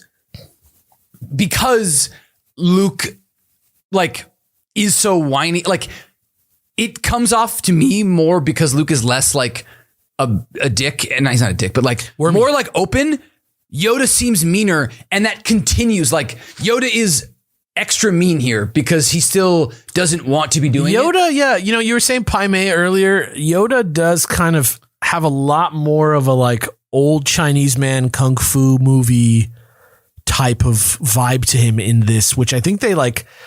Kind of maybe purposely moved away from with the like Frank Oz version of Yoda a little bit. He's more of a disappointed dad in the movies. But he's a bastard because they have the scene with the Seekers, like which is basically just like the remote training from A New Hope 2.0.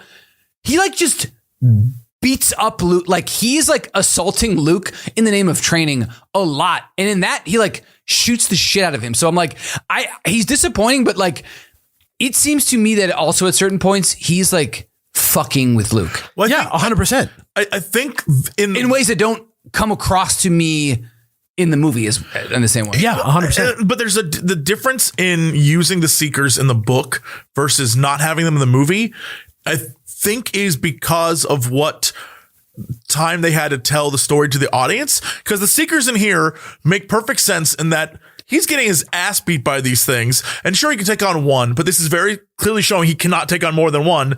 And so when it gets to Vader throwing shit at him, he fails because like he was too impatient. He was trying to learn too quick. And so we see it in the book, but in the movie, you don't have time to do that. So they don't include that. So when Vader does that, he's not paired in a different way because he never tried to train for that. He just gets tilted. Yeah. So, but in this, because we're not actually at the Seeker scene, but we'll just talk about it. We're almost there. Yeah. Like literally, Vader calls the bounty hunters. We have that scene. Admiral Piet's like, we found the Falcon. This is where I was like starting to be like, oh, in the movie they just show up, so you're like, whatever. But this is where I was like, okay, based on how long it takes people to get places, they've been here for a while. So like in the cave. And there's like 3 or 4 more training sequences. So that's why I'm like, oh, this book actually really feels like it takes place over a longer period of time. Which then makes the whole Han and team.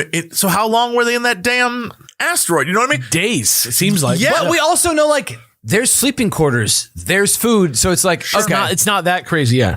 Chapter 10 is the break. And then it's when the Falcon does that thing where he comes out of the asteroid field and they like are chasing it. They try to go to light speed again. It doesn't work again. So then Han turns and flies straight for the Star Destroyer, just like he does in the movie, and like goes off the range. And then we have Piet, who's like, I'm going to have to tell Vader that this motherfucker tricked us again. And that's when they bring in and that's when the Seekers are. No, do they bring in the bounty hunters at that point? No, right before that. Okay. So I got Boba Fett, standing next to the notorious Boba Fett, human bounty hunter. Fett was known for his extremely ruthless methods. He was dressed in a weapon-covered, armored spacesuit, the kind worn by a group of evil warriors defeated by the Jedi Knights during the Clone Wars.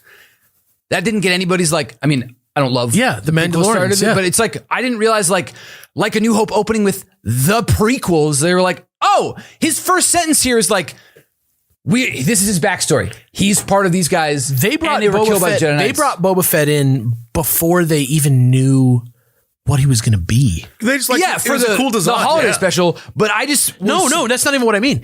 They made the outfit and they were like, this guy's going to be like some kind of cool stormtrooper or something. Originally, he was white.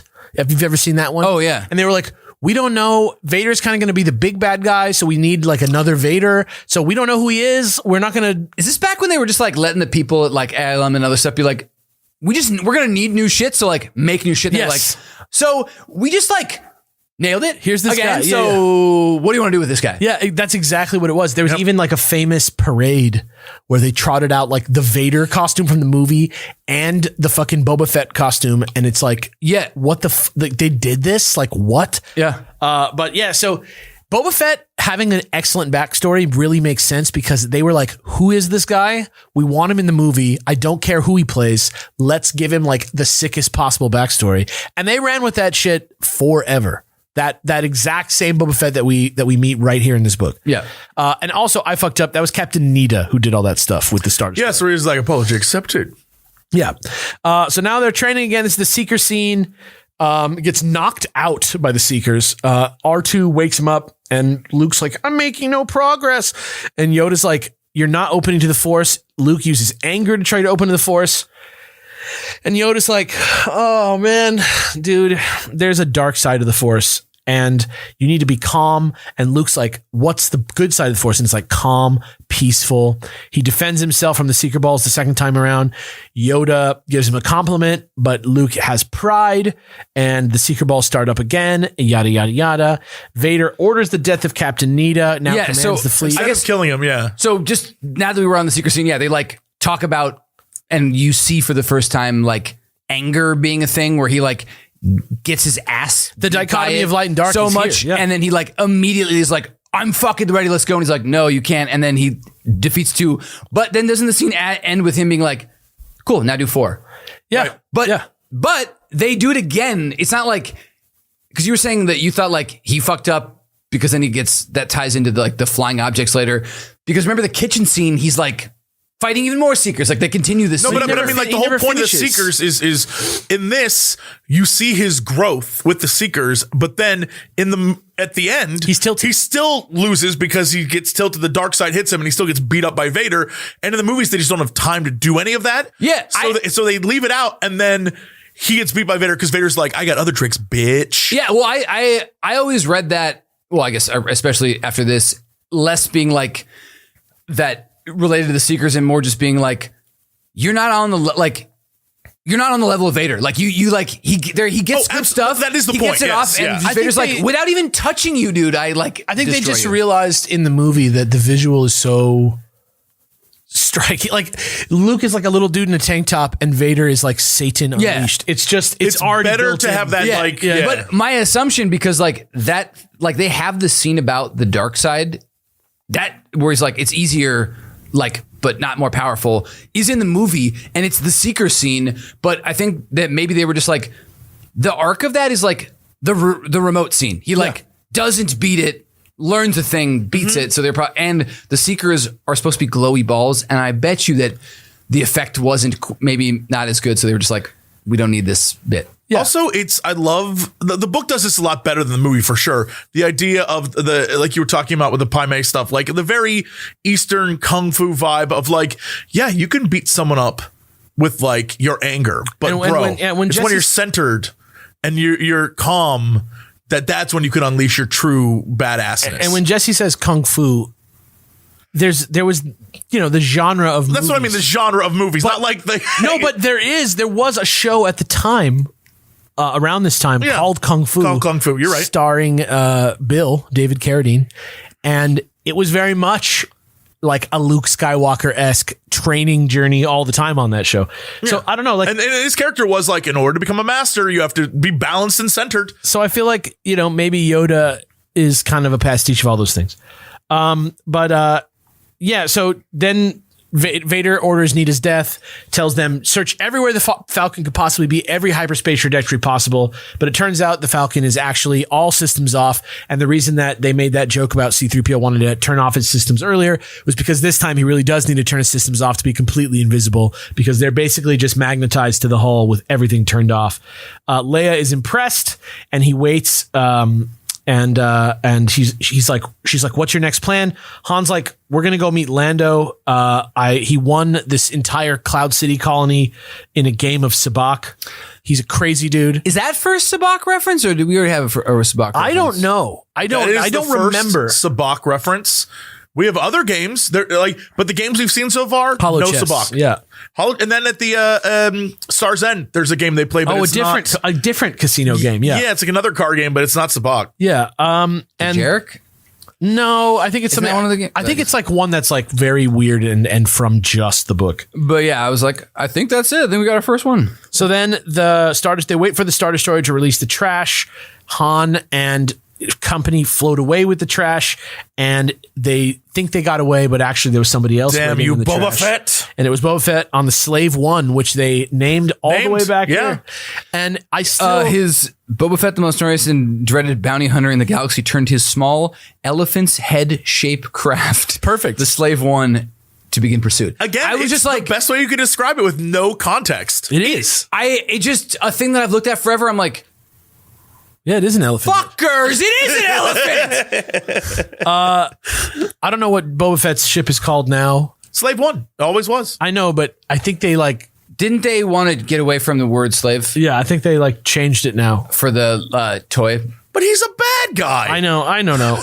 I don't really anymore, but he's the bad guy. I don't really think it's about that anyway with the name Slave One. I don't know. I think it's just about the ship is it probably isn't even an artistic name.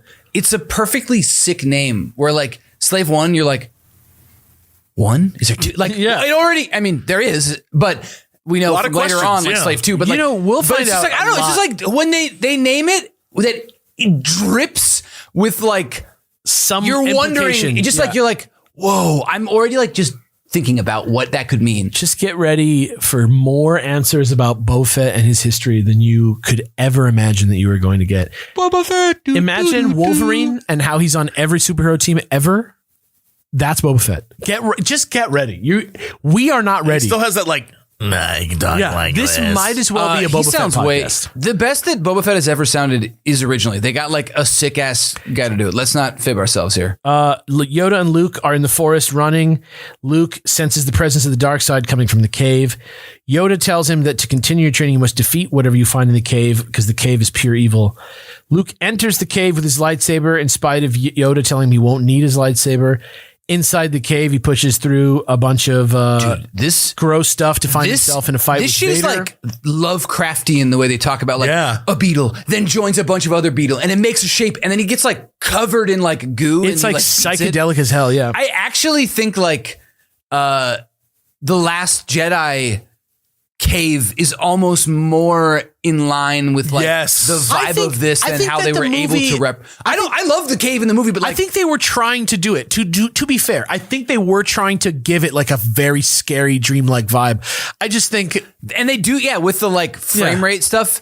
Yeah. I think that just the tech didn't exist to create. My imagination will always be better. My imagination will always be better. He pushes off all the disgusting stuff. He fights Vader. He cuts Vader's head off. Vader's helmet cracks open. Luke's face is inside. Color of Vader's lightsaber? I don't remember. Blue. Oh yeah. That is a awesome, like, if that was in the movie, that would have blown people's mind. Like, oh my God, they told us early who he was. Dude. But it's also Luke in his face there. So like, and in this, they like, because you get to like go through his head, this scene is even cooler too, because you like sort of hear him go through his thoughts and he's like, fuck, is this like, because I brought the lightsaber in, that like I spawned this, it's showing me that I'm not ready, that I'm still susceptible to the dark side.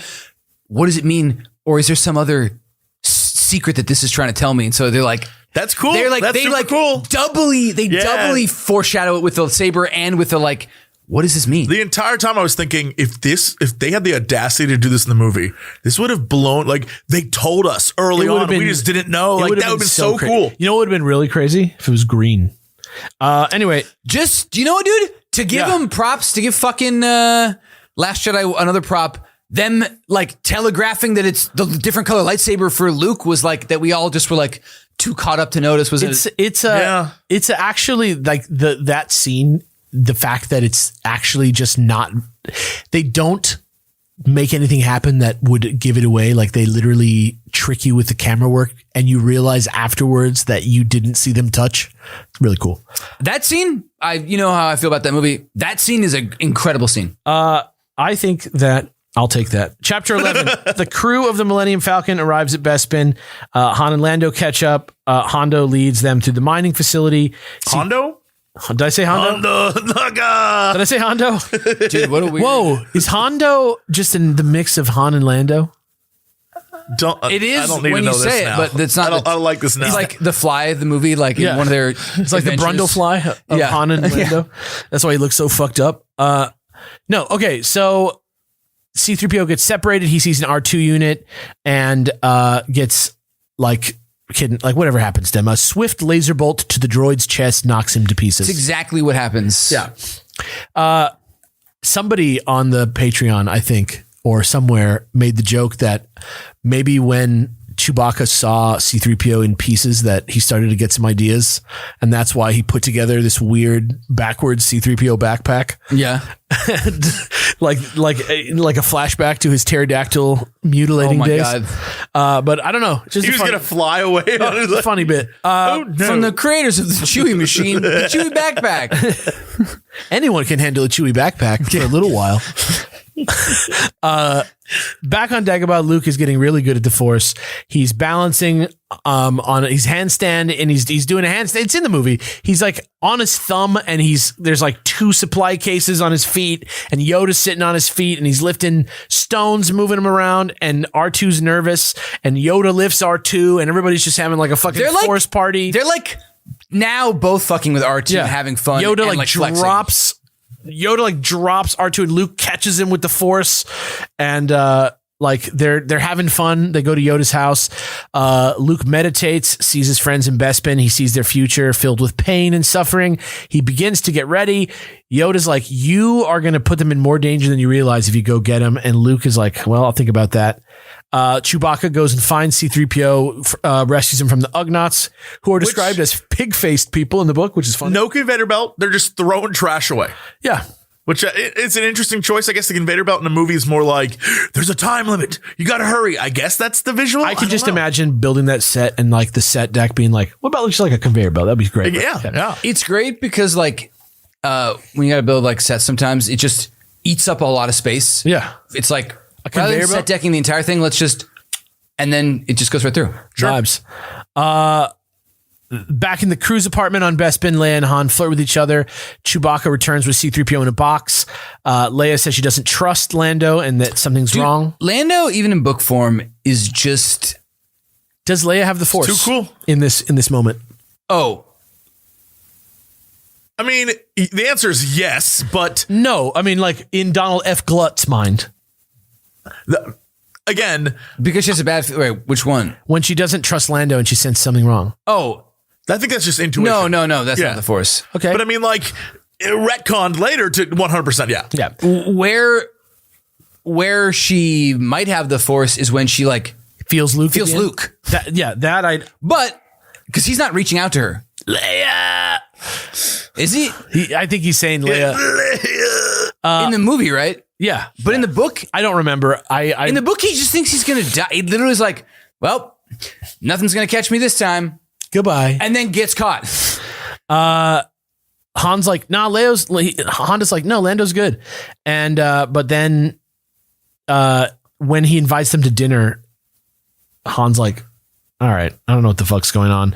They go to the dining hall. Boba Fett's in there with Vader. Han shoots his blaster at Vader, but Vader deflects his laser bolts. No problem with his invincible laser deflecting glove that he has, which he also has in the movie. Yep. Which I just thought this was he just has the Force. I mean, that's what it is. It 100% is that. To me, this scene is the kin scene to the scene where Kylo Ren stops the laser in midair.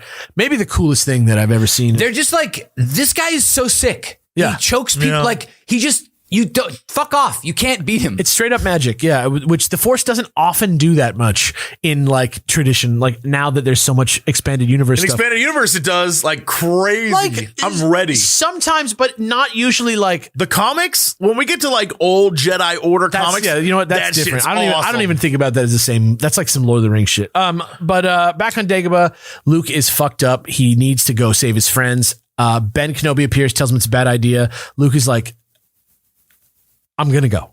Just. Do you think Ben was there the entire time? Yeah. And just like snooping? He just follows Luke around through his whole life, I think. So now they're in this. Ben, I'm going to have some alone time in my bunk. Ben, not be here now. New girlfriend Mara and I, like, don't worry, Luke. Yeah. I'll be here rooting you on. I can't wait till we meet Mara Jade. We should throw a party. I miss her. Okay, so they're in the cell. Chewbacca fixes C-3PO. Yeah. Oh, yeah. Just the scene of him leaving has the different tone. Yeah. To me. 100%. Han Solo gets tortured, which is very bad in the movie as well as this book. I did not realize they were torturing Chewbacca. Yeah. I thought that was an alarm and he was just like freaking out. In the book, it's like, nope, they're Guantanamo Baying him. They're like playing a high-pitched noise because he's a fucking animal, and they're flashing lights so he can't calm down. And it like, I just thought he was like crying out in frustration. And it's like the thing they did in Andor with they just like played audio and it messed her up. Yeah. The Empire sucks, dude. No, I like literally just the only difference I didn't put that together, and I'm like, oh, it's like somehow meaner. Yeah. Like Chewbacca is a person and he kills people and lives and has thoughts, but like that they like fuck him up like that feels like they're hitting a dog. So Lando is working a deal so that the Empire doesn't shut down his mines. And Lando and Vader are discussing the terms. Boba Fett's like, please don't kill him. He's worth double alive. And that's when they set up the Carbonite thing. Yeah. Yeah. So then Han and Lando get in a fight, and Han is like, the crew is bait for Luke to come and be caught. And then Luke is on Bespin with R2, and R2 runs into 3PO, and they're like, oh my God, what? You guys? I love you guys. And then Vader's like, I'm going to use the carbon freezing chamber to capture Luke. But first, we have to test it. Yeah, we have to test it, which I think they say in the movie. Yeah, it's like this is exact same. Yeah. Officer's like, Luke's almost here. Fett leads the crew to of the Falcon to the chamber. Vader tells Boba Fett if Han dies, the Empire will compensate him for his lost bounty. Yep, that's in the movie. Chewie fights back in protest, but Han tells him to save his energy to fight another day. He embraces Leia. Beautiful. They're like, I mean, this is all just like the same basic stuff. Except for the one key difference. The part that matters. I love you. And he's like, keep that in mind, honey. Yeah. Come back and I'll be back. If that was the original line, I get why he was like, yeah, no, I'm being cooler than this. Yeah. Oh, baby, keep me in your thoughts. Keep me in your heart, baby. Yeah, I forget what he says exactly, but it's like, remember me, honey. Then Leia pressed her lips to his in a lingering kiss of passion. When their kiss ended, tears were in her eyes. I love you, she said softly. I couldn't tell you before, but it's true. He smiled that familiar cocky smile. Just remember that, because I'll be back. Remember that. Then his face grew tender, and he kissed her gently on the forehead. Remember that. Then he unbuttoned the top button, followed by the second. Oh my God. Top. What version did you read? Yo, is the Kindle version wild? Yeah. By Michael Davis? Michael F. Davis? He whipped out his own little lightsaber of sorts and ignited it. Oh, you idiot. I can't believe you fell for that. Boba Fett said, it's about to pop off. Where was he? Everyone was in the room. They were all watching. They were all there. Yeah, they all watched it. Yeah. The Ugnaughts were like, They were just all watching him fuck. All right. Chewbacca was like, Yeah, I'm on board. I'm glad we're all here. Get it.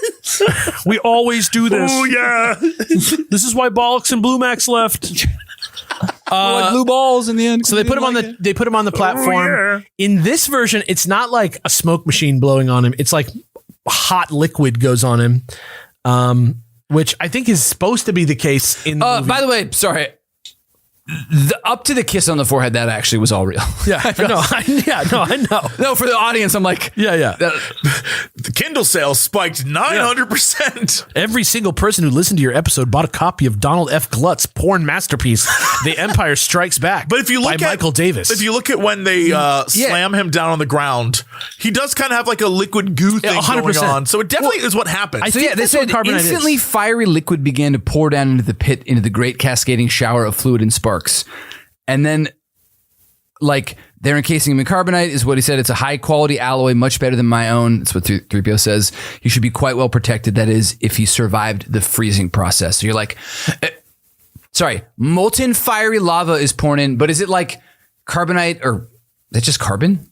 I don't really know. Because they're like, It's like they icing pour in hot. liquid carbon because it's carbonite, but it's like, that's why there's the steam in the movie. point. It's like the Is chocolate- the melting point for it so low that it's like it's on fire, but it's like It's like the chocolate you pour on ice cream and it makes a shell. Yeah, it makes a shell. Yeah, that's the best way to describe it. But like, doesn't that at least heat up the out? Like Maybe his we're- skin should be like. no, but that's seared. why there's steam shooting Like out because it was so maybe quick. it's just a different You're chemical properties. saying like they pour it, but they flash freeze it. Like he's flash frozen or and maybe he's sealed just, in it. Maybe he's just cold enough for this metal. He's cool enough for the metal. Is that what Like, you're saying? like I'm just saying, like maybe the metal just like freezes at a really like high temperature. That's okay.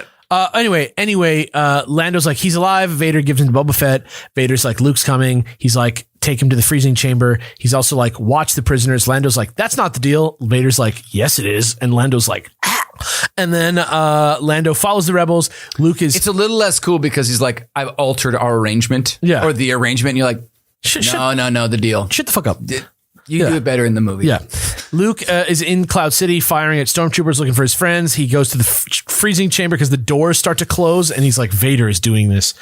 And he gets his lightsaber out and he swings at the darkness, which is just so like an allegory or a analogy. Damn, dude. And Vader deflects the blow with his own lightsaber. Like he swings into nothing and connects with Vader's lightsaber, which is pretty cool. The way they like, I mean, this fight, like this sequence is like my favorite fight in Star Wars. It's just one of my favorite scenes. It's so good. Yeah. And it's even, that's like knowing that like how Luke, like they describe like how he's like, he's with the Force now. And so he's like confident and he like trusts in himself. He is a little bit because, he gives him the like almost the like exact same. Does he say it in the movie? But like the Mr. Miyagi, like you don't attack. It's like for defense, you know. And so he's like sort of like, do I just attack Vader or is that not what I'm supposed to do? So it's a little bit of that, but it's like a very confident, cool ass Luke. Yeah. We then see the like lightsaber battle. They trade blows. Vader is gaining upper hand as Luke falls into the chamber. It happens like exactly the same. Yeah, Luke flies out of the chamber just like he does in the movie. Vader tries to tempt Luke to fall, but ultimately he doesn't. In that scene, back to the rebel crew, they're rushing through the halls of the mining facility trying to find the Falcon.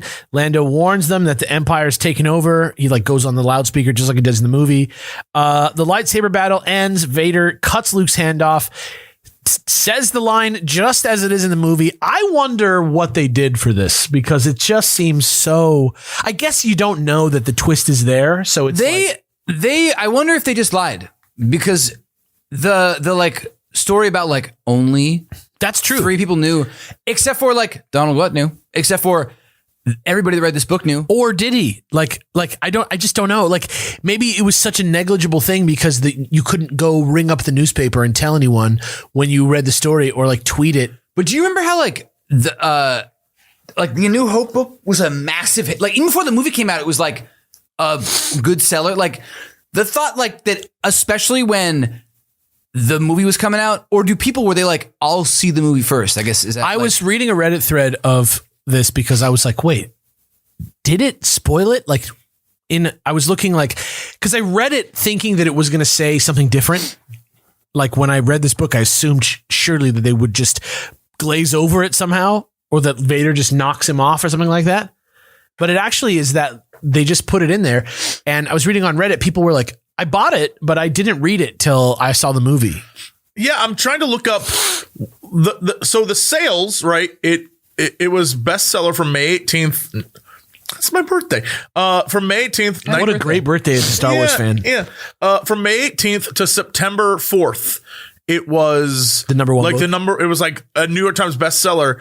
But I'm trying to find when during that time period, how many people bought it before the movie versus after they saw the movie and they wanted to like relive it again. Like achievements where like only 2% of people get to the end of platinum it. Yes. I mean, in reality, yes. But I think like the interesting thing is I have comics that I bought that I haven't read, but if I buy,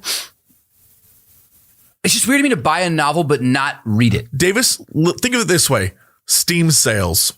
How many people buy games they never actually play? I have 200 games that I haven't played on Steam. That's what I'm saying. Right. I think during this time, if books are in that sort of space, I'll go see the movie. And I may not have enough money to go see the movie again, but I can go buy the book. It's not the same as buying a book today where like most people don't even read. Like books were like totally accepted as like a normal way to chill out for everyone. It's also like if you get comics, you're getting like 12 comics at a time. As a kid, I read more books than played games. Same. A lot. Same. Me too. But so yes, you're right. Same thing with comic books. Like unless you had a subscription, because even comic shops weren't around since till the 90s or something like that, right? Like maybe 80s, like where it's a store that only sells comic books. Right. You would go to like the grocery store. You would go to like 7-Eleven or like the convenience store. They would have the comics and the magazines. Or you could subscribe to it. Yeah. Yeah.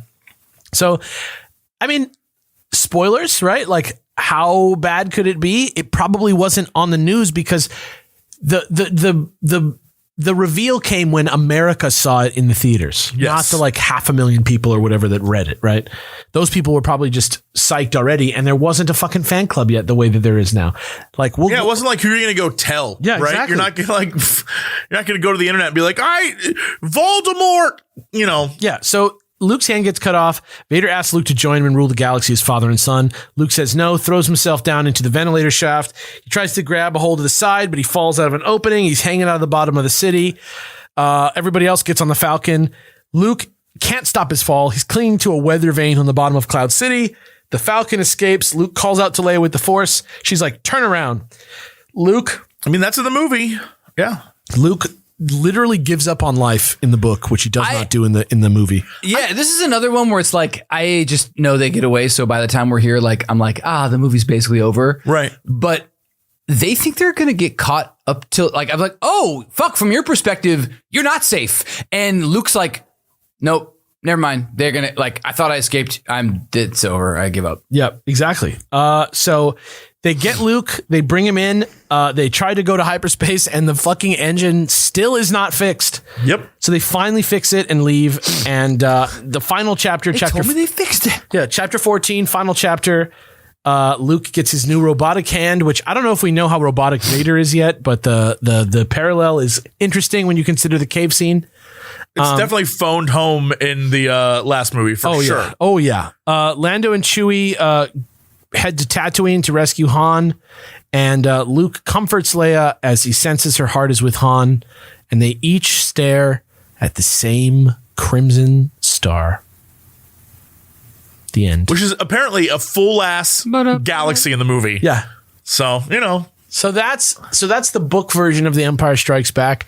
I had a grand time reading this. Like Jesse said, it's not the most surprising adaptation that I've ever seen, but it's still good. It's quality. Yeah. And like I say, it's rare to find an adventure story that's as good of an adventure story as it is a romance story, especially at this time period. Maybe a little earlier, you would find them more often, but in this situation, the romance between Han and Leia is surprisingly good. I'm not trying to overhype it. It's just done well. It's not even like cheesy, but it's like it's like earned. Yeah. And like has like whimsy and like it's got, I don't know, it's just like it's like wild how good it is. Yeah, it's crazy good. Anything else? What else do we want to say? Great book for a great movie, honestly. Yeah. And speaking of the movie, the watch along for the movie will be released pretty soon after this episode comes out. And then you guys can be on Patreon, patreon.com/SWOCBC to watch along with us the 4K 80 cut of Empire, similar to what we did for the 4K 77 cut. Where would someone find that? So I can't say exactly where you can find it because that's not fair, but sure, there is a forum out there that you can find if you look for the 4K 80 cut. I'll tell you this, we're on the 5th beta cut right now because there's a less complete version of the movie out there in the wild before this. As we watch it, you'll see it's pretty much just done. It's just now in the ticky-tacky perfection phase.